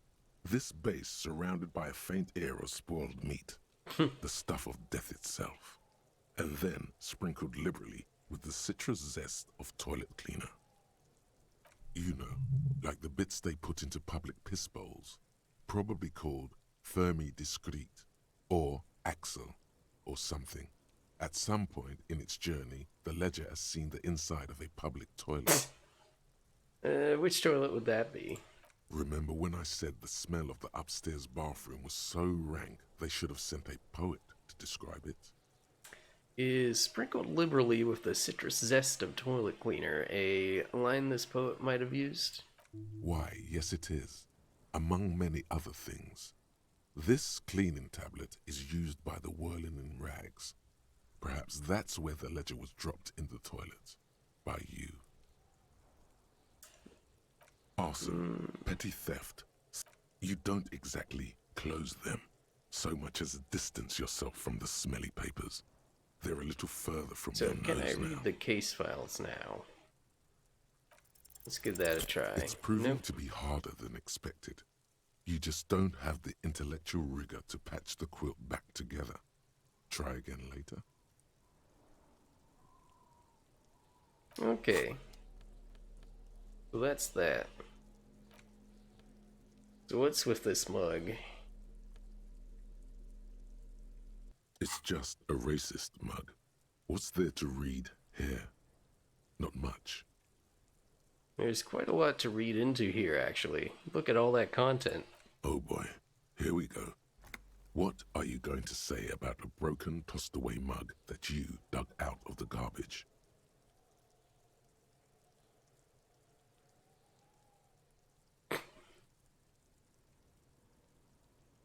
This mug is an example of prejudice. I'm going to use it as an example of what not to do. But it was in the trash. Why not just call it out when you see it? Or do some volunteering work. Just finish your case, detective.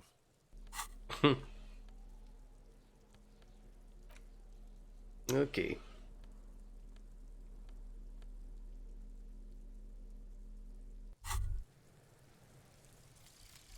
Hobocop.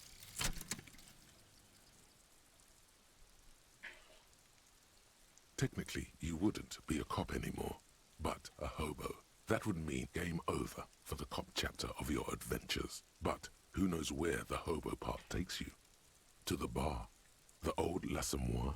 To the pier or the sewers?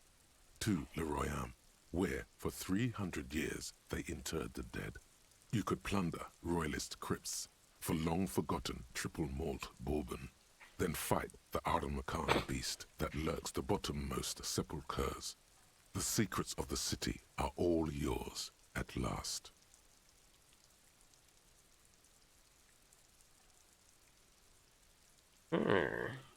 Interesting.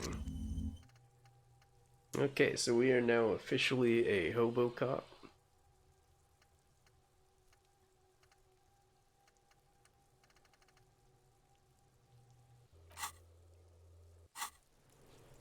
Okay. So we've accomplished a lot so far.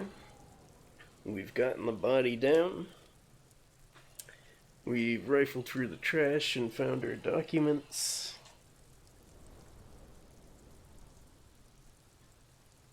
And we have a lot of different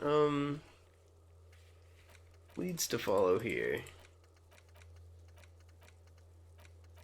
Got all these possible tasks we can follow. And yeah.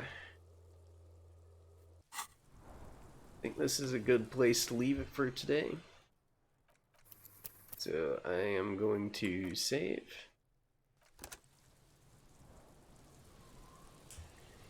And we are going to quit for today. So, thank you for watching today. And it's been gay.